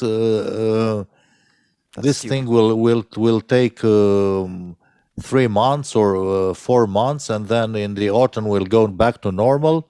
You remember that was the narrative back in The, 2020. it's the same in Germany. They And gave people spent all their money. People exactly. spent all their money, and after 1 year, they found out they had no money left, and they owed the state like 3,000 euro or something. So They oh yeah. This was the same thing here in Germany. But I must that say you they said you could read about these things like so, Germany gave people in general, people who lost, especially freelancers who lost who didn't have any income, and then for a period of yeah. 3 months they gave they supported them with up to 9,000 euro, let's say. No, minimum 9,000 euro minimum when you're a freelancer. Whoa. Yeah, but It's you have like to I'm pay. dreaming. Okay. It's I know. It's I shouldn't say that because then no, I should say that because then you move here and then we Yeah, could sure. do interviews in real life. No, but I mean, you have to pay that shit back. That's the thing. If you Like uh, all of it. no, um you have to pay everything back that you didn't spend for Ah, your job. You know what I'm saying? It's still very good. okay. I understand. I So understand. and then you have to really be careful with the money. So I spend money I spend it for my rent, for my place, or Uh-huh. for the rent for my So it was permitted to spend it for for rent or yeah, stuff like that. yeah, just partly, and I didn't know that. It was just partly Uh-huh. permitted. You know what I'm saying? And Okay. at my studio where I was back then, when I rented also a recording space, but that was not of it was not officially during that period. It was not officially as a recording space. You have to really make it official. This is my place where I work, and for me, it was just Ah, I so. understand. Uh-huh. So Okay. it's fucked up. So so I have to pay a lot of money back till October. You know what I'm saying? But Oh. yeah. But then I also got money for being from another place of not the government exactly, but I got a stipendium, like a scholarship. Uh-huh. Okay. Got money for a scholarship Oh, for that's good. especially Uh-huh. for musicians and artists who struggled Uh-huh. during the pandemic. So and so I told them, hey, I'm a streaming artist now because I don't Hmm. have places to perform, and then I need money for a better laptop, for some lights, for a Uh-huh. camera, and that was really cool. So they gave me, I signed up and I told them what I have to do, and and also also to I had this idea to interview other musicians from internationally Uh-huh. like you, Cool. to ask them how they did, how they brought their projects to life during the time, and how they struggled and how they all this stuff, but mainly to make music, you know what I'm saying, to perform, to still be able to perform. So this money I don't have to pay back. This is money they just want to see how I performed, you know, live on Uh-huh. streaming Okay, platforms, and so you so have to have some proof of your activity, so to speak. So, exactly, which is I'm doing this anyway, you know what I'm saying? I'm doing this yeah, sure. Uh-huh. so that was cool. But the other thing, like I said, was also this what a lot of people received. You know, the other money, these $9,000 money, €9,000. There's a lot of people who received that, and a lot of people didn't read the portion. You Yeah, know, sure. we could read the whole It was thing. the same. It was the same here. Yeah. So yeah. So but as you said, in Romania there was so just 20 or 30% of musicians received Yeah. that. Yeah, because now since 1 year ago I'm involved in organizing what will be what will be a musician syndicate, you know. And Hmm. so I know these things from people who actually research them. So there's there here there's some kind of stupid law that doesn't let the freelancers of any and especially artists they cannot they cannot make a syndicate, you know. They cannot uh, make a syndical structure, so to say. So and apparently it's against the EU this Romanian law who says this, it's against the European law. So this has to this will change at some point, and we're trying to hurry that change, you know, to push for this change. But I don't know what where when it will happen, Like the group of a group of because artists and musicians. yeah, like you know, to be able when the government says we want to do something for musicians, there's nobody representing the musicians. You know what I mean?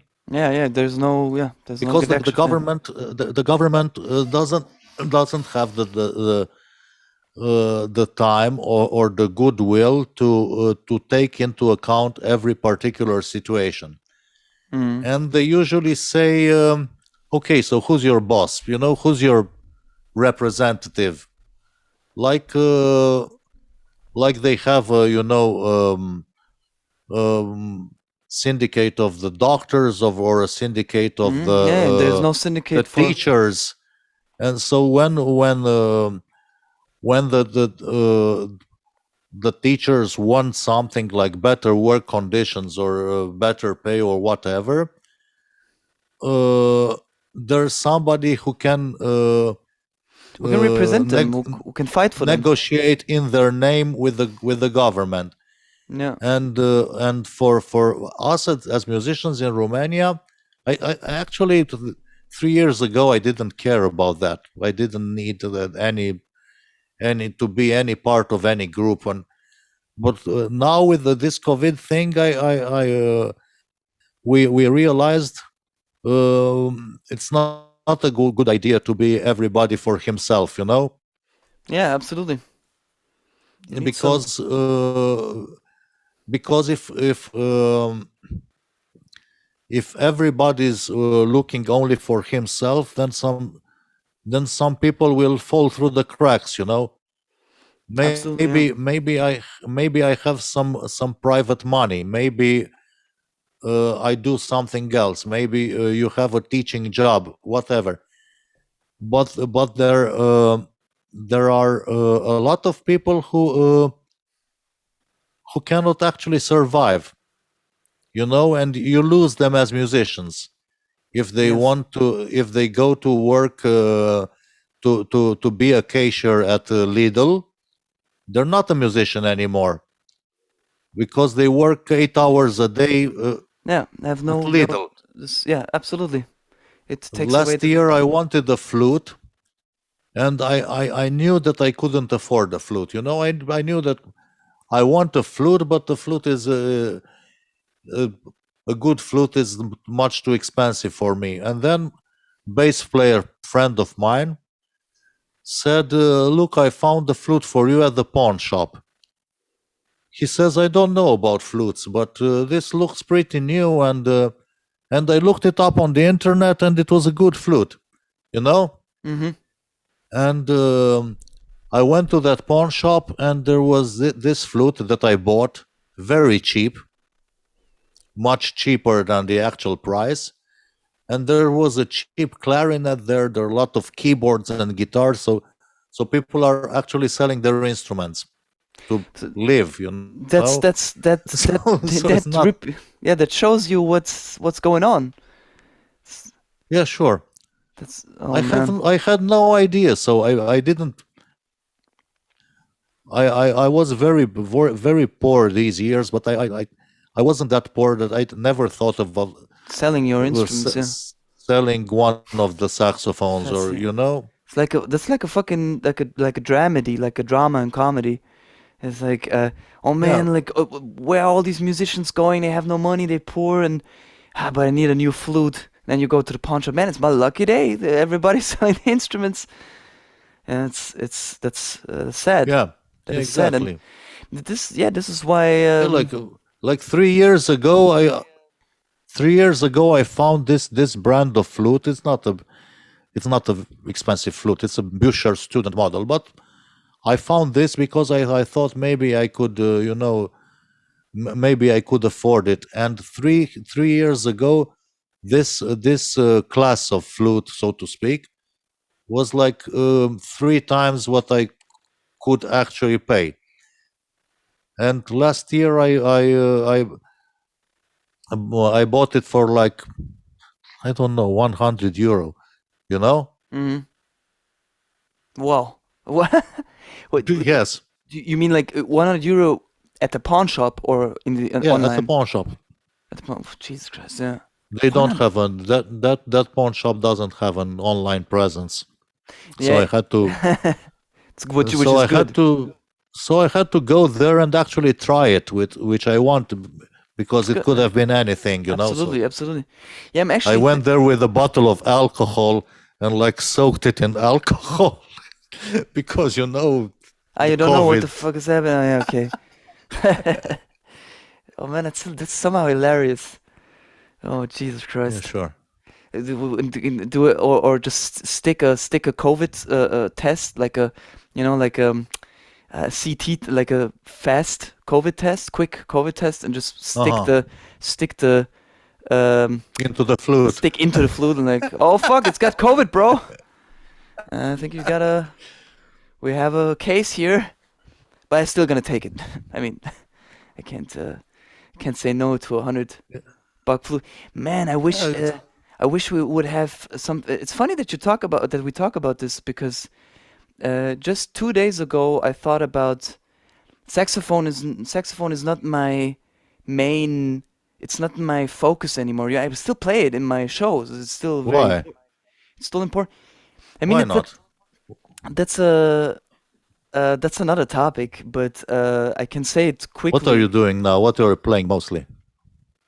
I'm playing the loop stations, the electronic, Ah, my electronic instruments, but the keyboard actually. I'm singing and playing the keyboard. If you okay. and saxophone is an important nonetheless, but it's like an attribute, it's just a thing which makes it more interesting and richer and stuff. But it's not. I'm not playing in a band and I'm the saxophonist and I don't do anything else. You know. Yeah, I'm okay, I understand. I am the band somehow. You know what I'm saying? And Yeah, so sure. It and was the same for me with this album because mhm, actually I have only one saxophone solo on the whole album, and mhm. then some orchestral things like very simple things. I'm playing with saxophones and recorders and Yeah, I can hear like that you especially yeah. Sorry, go on.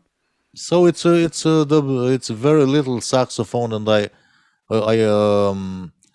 I struggled a lot with the singing part because I'm not a singer, so I had to find that sweet Confidence. spot, that confidence also, and that very thin line between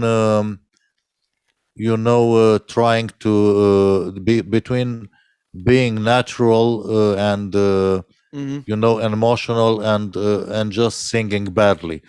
So you know what I mean. Yeah, yeah. So Still be authentic in your, still be authentic because but not too authentic. of course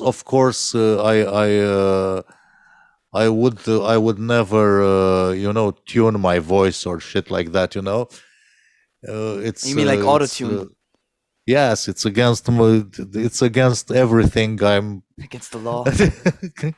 I mean, it's It's I'm against my religion, so to speak. I started because I'm a singer, you know, and I feel confident singing, but I started using autotune because it's so much fun. But I because it's also like it's a style, you know. Yeah, I It know it, it's a style. It's a sound now. it's a sound now. It's not. It's used to Yes, be. sure. It used to be like oh, hopefully nobody notices it, and then everybody noticed it at when Cher did it with "Do You Yeah, sure, Believe?" but You know, and and now it's just yeah, people crank it up, you know, and I yeah, mean, but even so, it wouldn't have fit with the music. You've heard the record already, and yes, it yes, wouldn't have fit with the music, and so I had to find that. I didn't. I recorded everything like 3 or 4 times, and to find just the right amount between singing out of tune mm-hmm. and but in a nice way or singing out of tune in a bad way. So you know what I mean. Yeah, it's the balance, like really, Uh, that's like yeah, the like to I had to stop it right before becoming ridiculous, so yeah, I don't know if I succeeded. I mean, I'm sure that there are places on the album when where people with a perfect pitch or something would say, "Wow, this guy cannot sing at all," and so yeah, that's it's definitely authentic. That's the thing. It's not like somebody's because and you for my matter you sing good enough for that, you know, because you have the ear and you're a musician. You know, there's nothing worse when somebody's I can hear when somebody's really trying with all their force to sing, but and they don't realize that they sing wrong, or they try to sound like somebody else and they don't try to sing like themselves. uh-huh, Uh, okay. and and uh, and that's not the case with the album, you know, not at all. It's authentic and it's real.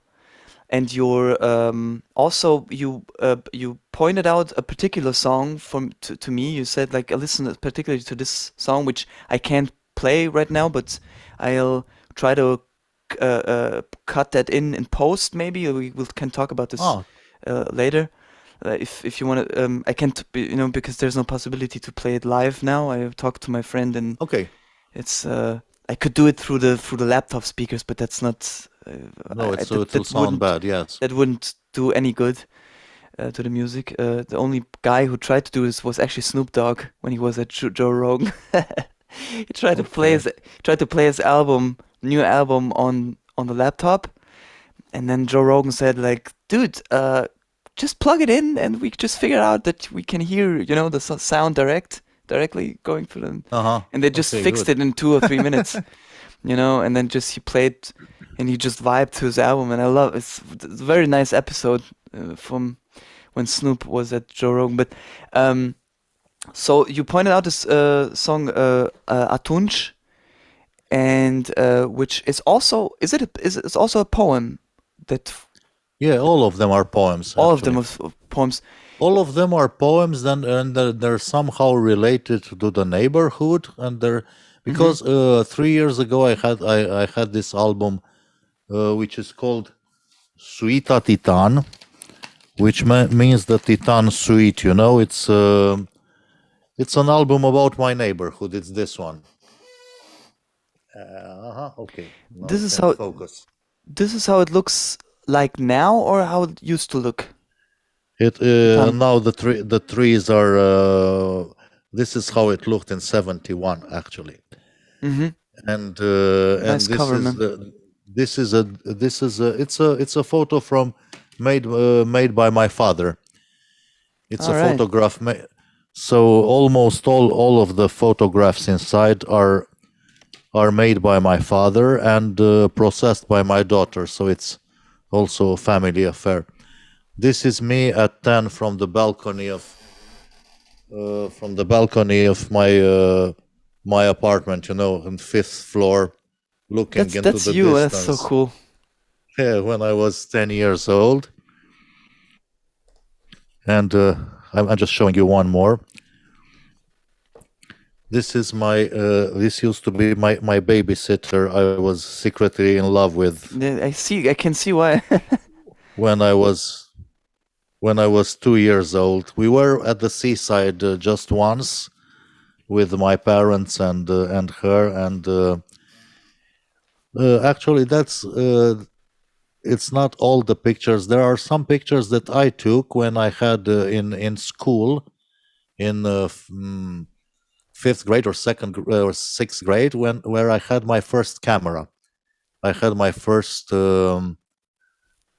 Russian camera, and I could make my own photographs. So there are uh, photographs made by my father and photographs made by me, and in this uh, in this booklet here, it's 12-page booklet. Nice. I like that. You Very, know, very colorful. yeah, my daughter who makes my album cover since I don't know, since 15 years ago, and she for this album she had the idea of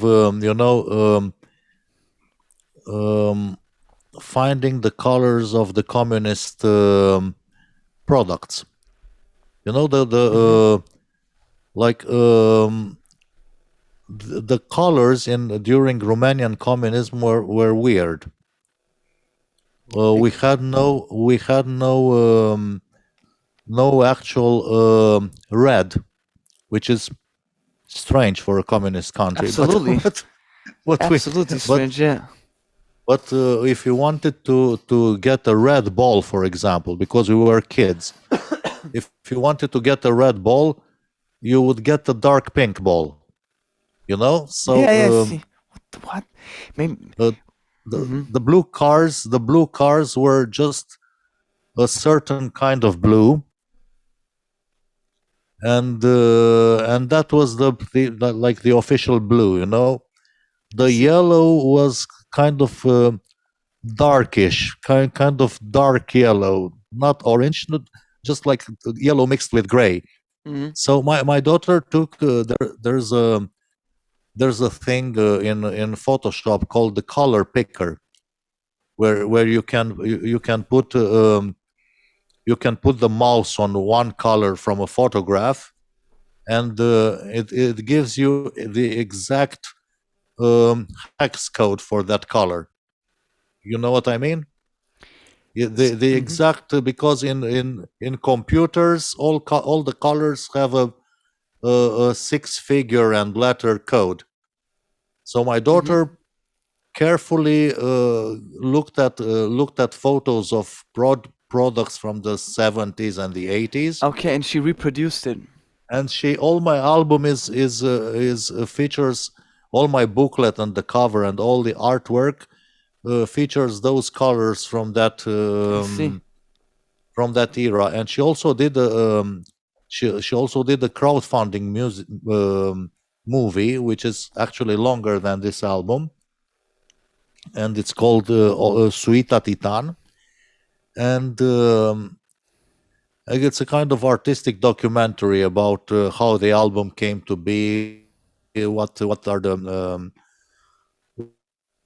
what was the source of that music and so on. Mm-hmm.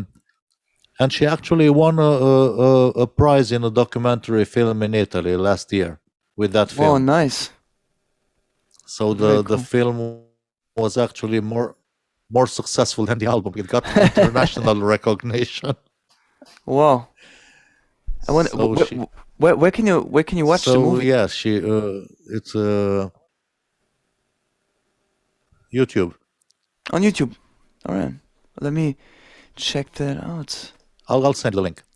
Okay. Album, which is called Zeutii. It means the little gods. It has to Mm-hmm. do. It's like the second part of the trilogy that started with Suita Titan, and it's also related to the neighborhood, and it's also somehow related to the 70s and 80s. But it's this time is from Florin's perspective, like from the poet's perspective. It's it's not my memories; it's his memories this time.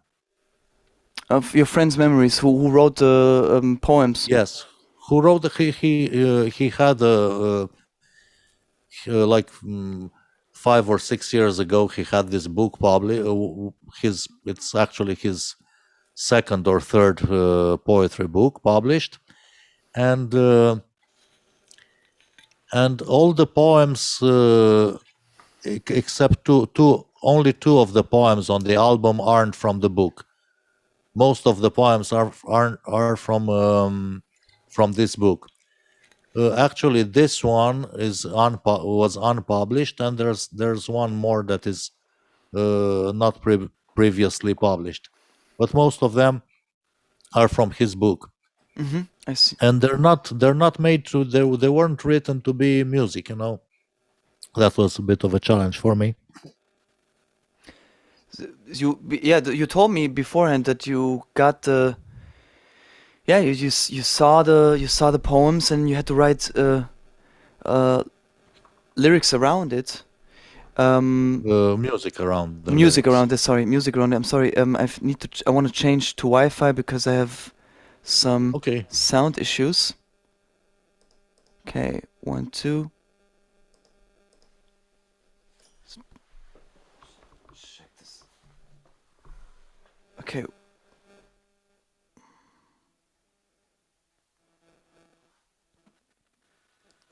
1, 2, 1, 2. Okay, I'm back again. Okay. Um, Yeah. so you in the song Atunç, is it you describe or he describes standing in a queue for food There was the food was rationed. ration, You yeah, and know, I hmm mean, you could buy like 10 eggs for 1 month, or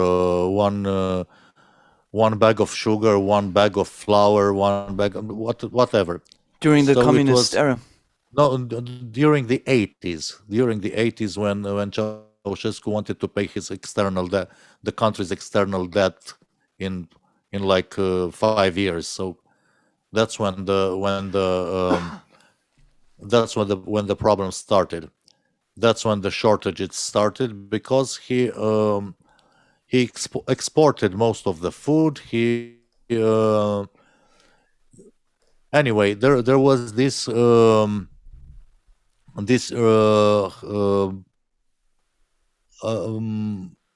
the food was rationed that it was called the allowance. Okay, so Yeah, this is the what you deserved, or what was. yeah, whatever, what you deserved as food, Mm, one, and the poem doesn't specify what allowance they were going for, but you sometimes the parents sent children to the store, because children had more time and to stay in line, yeah, I see.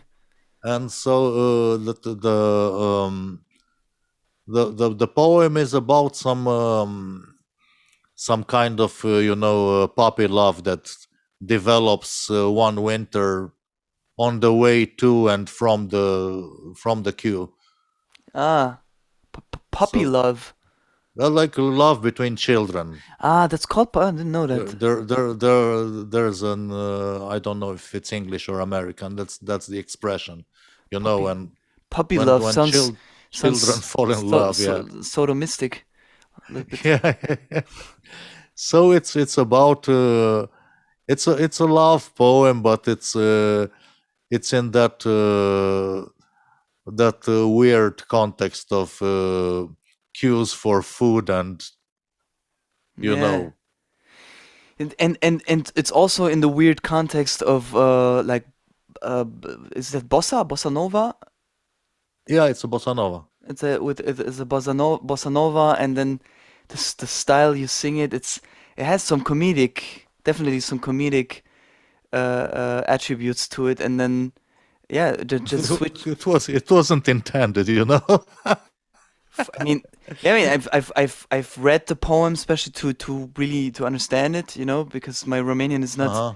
is not or my Romanian hearing is not that good, and and then the and then the music, yeah, this lighthearted music, and then it's cutting into the fanfare. I don't know if it's called, or this marching Yes. style. Yeah. You recorded this all at home. Yeah. Yeah, that's It's baritone. It's alto recorders because I didn't have the flute at that time, and also there is the thing that sounds like trumpet. It's alto played in altissimo you how do you because play? You very up high. You played it very yes, up it's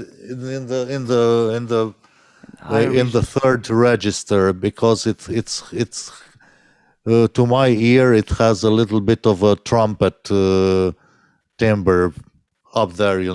Yeah, yeah, I see. Yeah, It that's sounds a bit more like a trumpet. nice.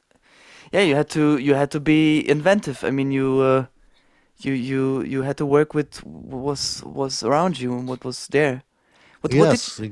what did your neighbors say? Like, it's what I know it's a weird question. I live in a house with a garden, Oh, and that's perfect. and my rehearsal room where I'm now, it's actually in the garden. It's not even connected to Ah, my house. separated. That's Yes, I have some neighbors right behind me here, and she's a friend of my daughter, the girl who lives here now. She's a young lady. She's married already, but she told me at some point that she would prefer, I mean, not to practice after 10 o'clock on weekdays, because yeah, I she's see. got to go. Go But to work. but she told me this one time, and that was also I'm very okay with you know being as noisy as I can. But after 10 o'clock, I usually recorded vocals and Yeah, I stuff see. that didn't involve making a lot of noise on Yeah, I the see. How long did it take you to record the album? Or what um over a time two period? two two Two years. years. Okay, I thought so. No, But yeah, well, I've done some other things in the meantime. But it's the yeah. album and it's such a simple album, but I've worked on it the most, mostly because of the singing. The singing part. The singing part was difficult, and now I have to do an album release concert, and You have to figure out how to. I'm a little bit afraid. Already reorchestrated some of the stuff because it's got to be played with just voice and piano and Mm. one violin and maybe percussion. And luckily, my daughter, she says she's not ready to play in public just yet. And luckily, the Diana, the singer, she's also a very good violinist.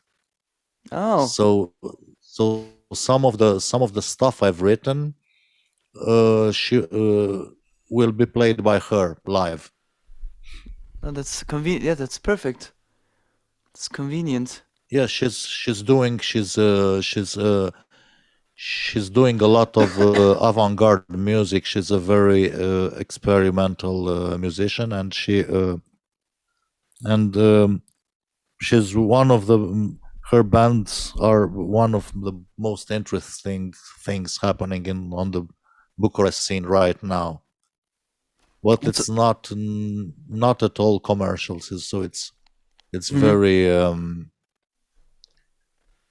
very honest and very Experimental. non-compromising stuff. I see. I see. Um, yeah, man. Let's. I would suggest to wrap this up. Okay, sure. To It was nice talking to you, and thank you man. for the Thank. opportunity to express myself. Yeah, I mean, of course. I thank you very much for taking the time, and It was a pleasure. I think so too. We could surely do this again someday. Okay, Maybe if you would like, maybe here, maybe in person. that would be Um, cool. because When are you coming to Romania when next? I would say I'm planning to come in May, in 2 months. Uh-huh. In Good. May or latest June, I wanna travel to Portugal first, to take a trip to Uh-huh. Portugal, just to get away from the madness a little while, and then yeah, come to Romania and just I wasn't there. Yeah, I haven't been to Bucharest for a long time now, I and can. to visit you guys again. Uh-huh. And yeah, I'm just realizing that it's yeah, there's a lot there's much more to talk about than that than I thought before. You know what I'm saying? Like for me, the theme of this interview was Yeah, or for is actually like how musicians um, coped with the situation the last 2 years, and yeah, I just yeah, realized it was difficult for everybody. how did you get the inspiration? How did you get inspiration? Did you in this did you take walks outside? Did you listen to music? Yes, everything. Did you force yourself to get into it and then just came into and just then went into a flow? Or where did you draw inspiration? I don't know exactly. I tend to for this album actually I the main inspiration were the poems. Mm-hmm. Yeah, this helped you. It's interesting. It did. It's kind for the first tune. This is interesting actually. For the first tune, I just sat here before my MIDI controller and I improvised all of it. I mean the long tune, the title tune, Mm-hmm. the first one. Yeah, So I Zeutii, Zeutii, yeah. and I stood here at my MIDI controller, and I'm no pianist. I'm not, I cannot actually improvise fluently or on a piano or keyboard or whatever. But I stood right in front of my MIDI controller and with the recording on, and Mm-hmm. just and with the book right before me, open with the poem, and I just read the poem Played as I okay. felt it, and sometimes I played stuff on the MIDI controller. Sometimes I instead of reading, I was singing and so on, and um, and at the end, I had something that was a super mess. Like it didn't sound good, but it already had the structure of the piece that you're hearing on the album. Mm-hmm. I And see. and for that one tune, I can say I mostly improvised it. I mostly Mm-hmm. improvised it and then edited it. Okay, you But it edited was like I re-recorded the voice, I re-recorded the piano and whatever. I see. So you edited the MIDI notes, or you just I edited the MIDI notes. I actually played, other notes. I uh I looked for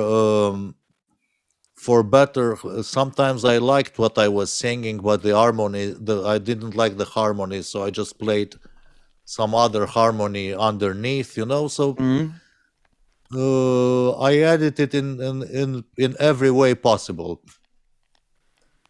But the structure, the fact that it starts spoken and then I sing a little bit and then I speak a little bit. That's exactly what I did in the first minutes of working on this poem. mm-hmm, I see. And you So yeah, tell me.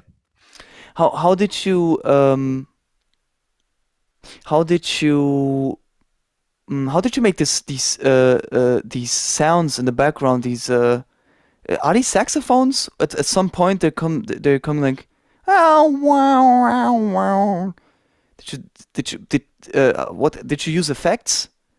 You have to. No, I didn't use any effect. It's Just a lot of I layering. don't. It's a lot of layering. Yes. It's there is on Zeutii. There's baritone saxophone. I think that's the first instrument that enters on that part of when I say tots there's Mm-hmm. baritone sax, and then there's more saxophones on that tango part.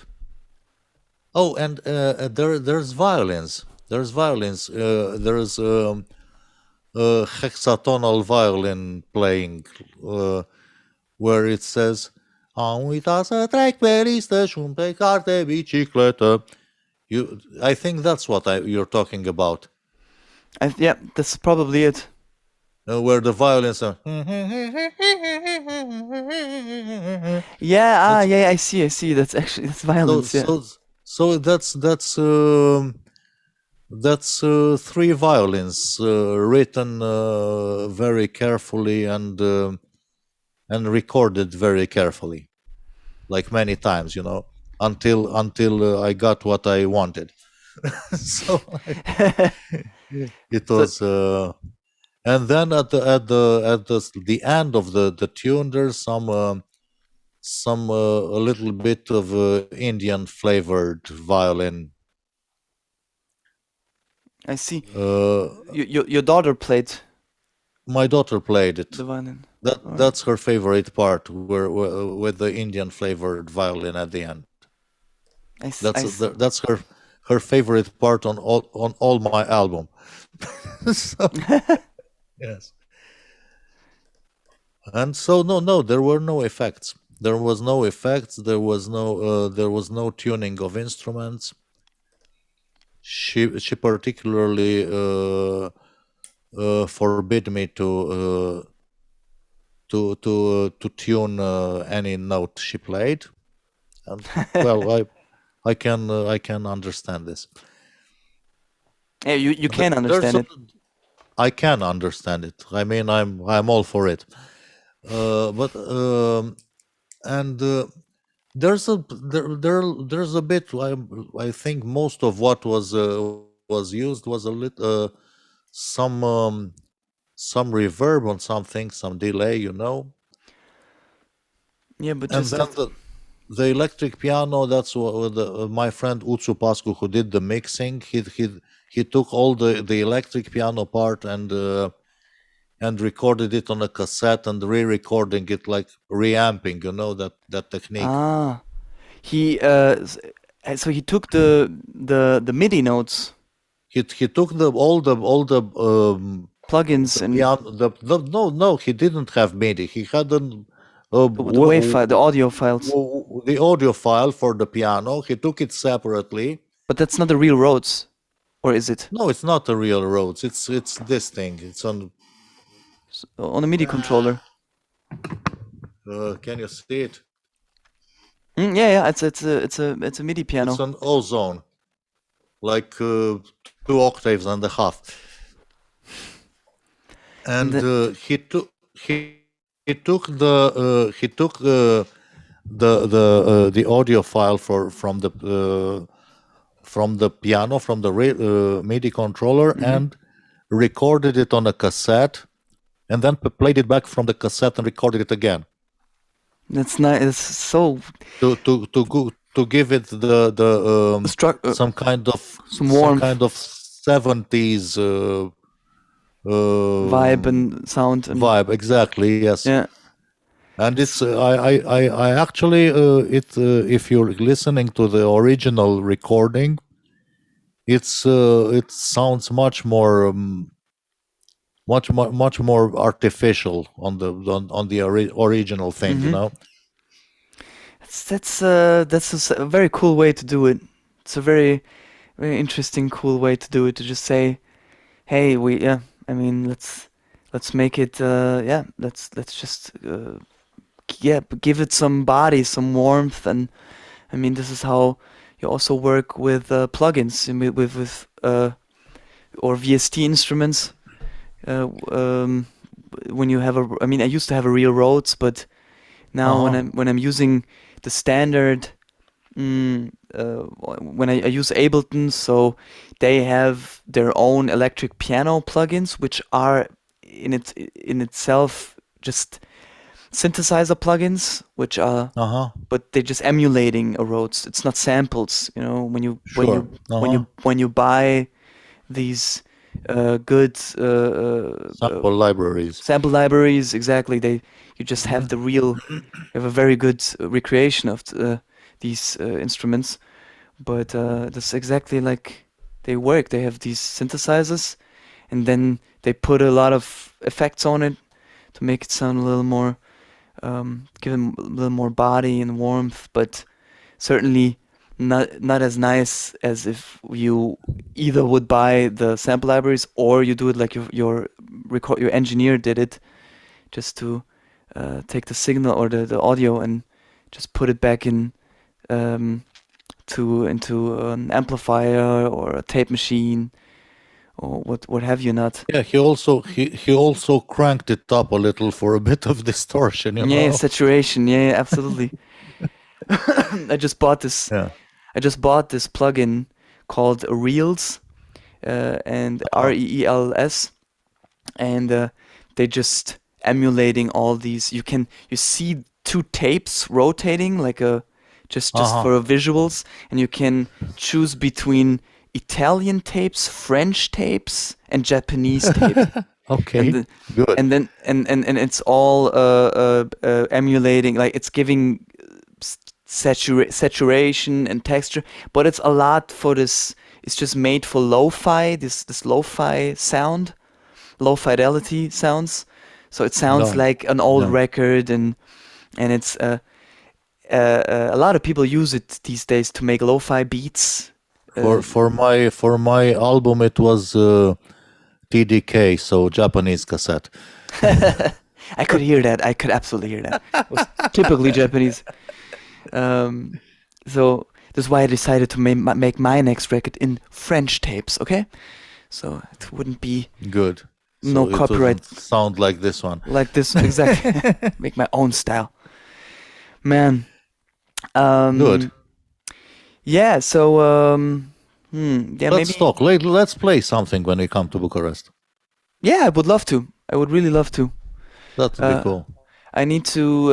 I mean, that's also another topic which we maybe can talk about this another time. But I haven't been playing with other people for a long time, with other musicians, and I'm afraid of. Oh, I'm actually I'm nervous and a little afraid of playing with other people again. And I haven't played sax. I mean, I'm playing saxophone for my music, but it's very simple and basic, and yeah, I'm nervous, but I would love to play I'll, with I'll you. send you the stuff in advance if you want, Yeah, I would love to, really. so you can get a feel for it.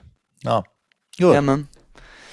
Man, I wish you all the best. A beautiful. It's Friday. It's Friday night. I don't know. I mean, the clubs are still closed, also in Germany.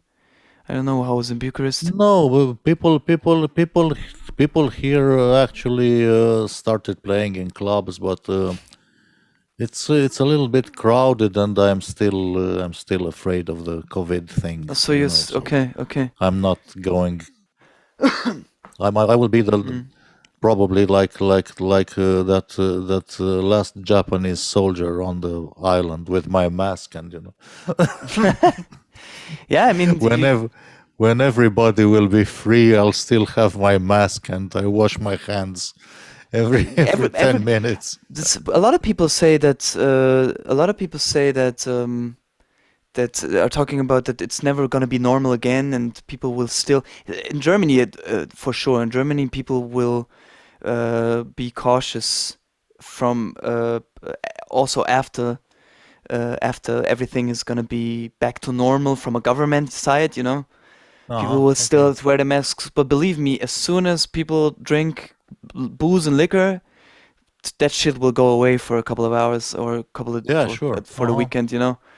At least this is what I experienced in the last 2 years. Whenever I was outside, and rarely, which was rarely the case, but when I was outside, and as soon as I had one or two beers inside of me, it was like I know that, and this is this kissing is women, why. kissing girls and shit, and kissing also my friends. And then just at the next day, I was thinking like, what the fuck, bro? What did you? That was pretty weird. What if I caught something, huh? What if I caught something and then it turned out I caught something else? I don't know. I don't know. It's actually worst thing about this is that it kills spontaneity, and it kills Absolutely.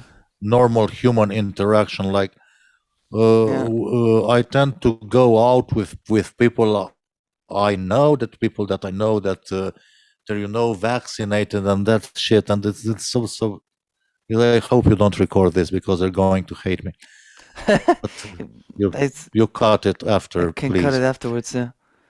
I mean, It's it's it's it's very stupid that you cannot just go to a guy and who's grooving, and you say, "Hey, what are you listening to?" I want that yeah. kind of normal thing, like to Mm, meet a girl or whatever. Now we're supposed to. I mean, it's mm. not my case, but I'm thinking about younger people.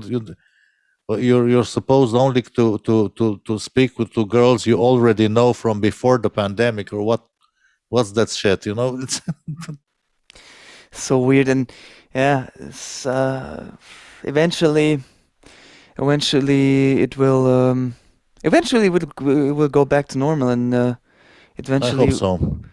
especially, I actually envy you a little bit in Romania. I know that in Romania a lot of stupidity happened, also regarding this whole situation.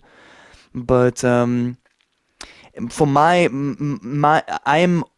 I'm past the point of I'm still cautious, you know what I'm saying, and I still respect it, but I'm fed up a little bit, you know. Yeah, me too.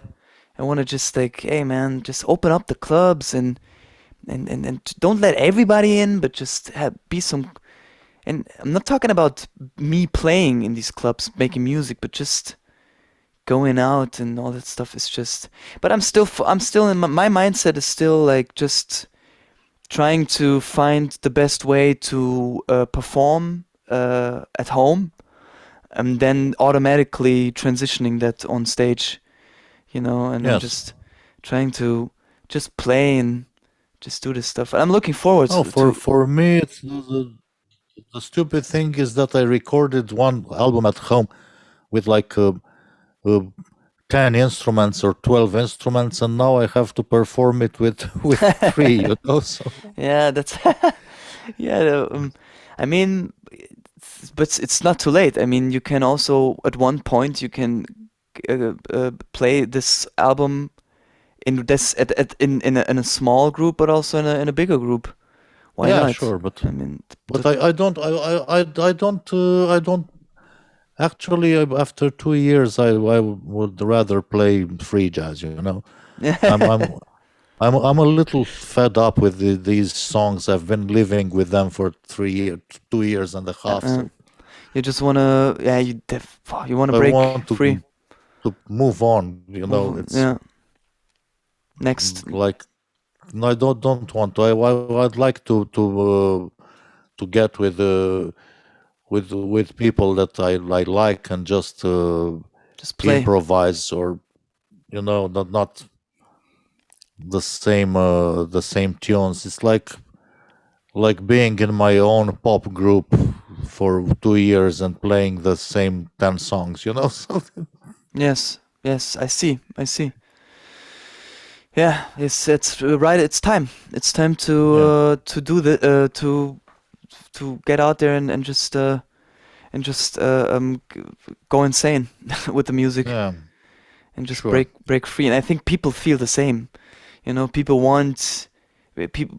You know, crowds want to go and just break loose and just feel free and just. I can't imagine No, how I'm thinking of how the festivals presenting would be. this. I'm thinking of presenting this thing as a, you know, a little bit like a cabaret thing, you know, with Yeah, yeah, would be. myself and Diana on violins, on vocals, and my friend Andras on piano, and just some dramatic lighting, you know. Yeah, yeah. It could. That would be so very fitting. That would. so that people don't listen to me so carefully and just be. I hope they will be fooled by the light and you know, see me more like an actor, I not see like. what you're saying. To okay. Yeah, it would be it would fit to the sound and in a positive way. You know, if you would just start to I mean, it's not that complicated to just add a little more theatrical attributes to this and just to put on two or three lights. Maybe also how is it called? Stroboskop. These these Okay. tat, tat, tat, tat, tat. I forgot what's the English term for it. Um, you could easily do that. Um, and you could also play that, yeah, like in a theater, in a real theater.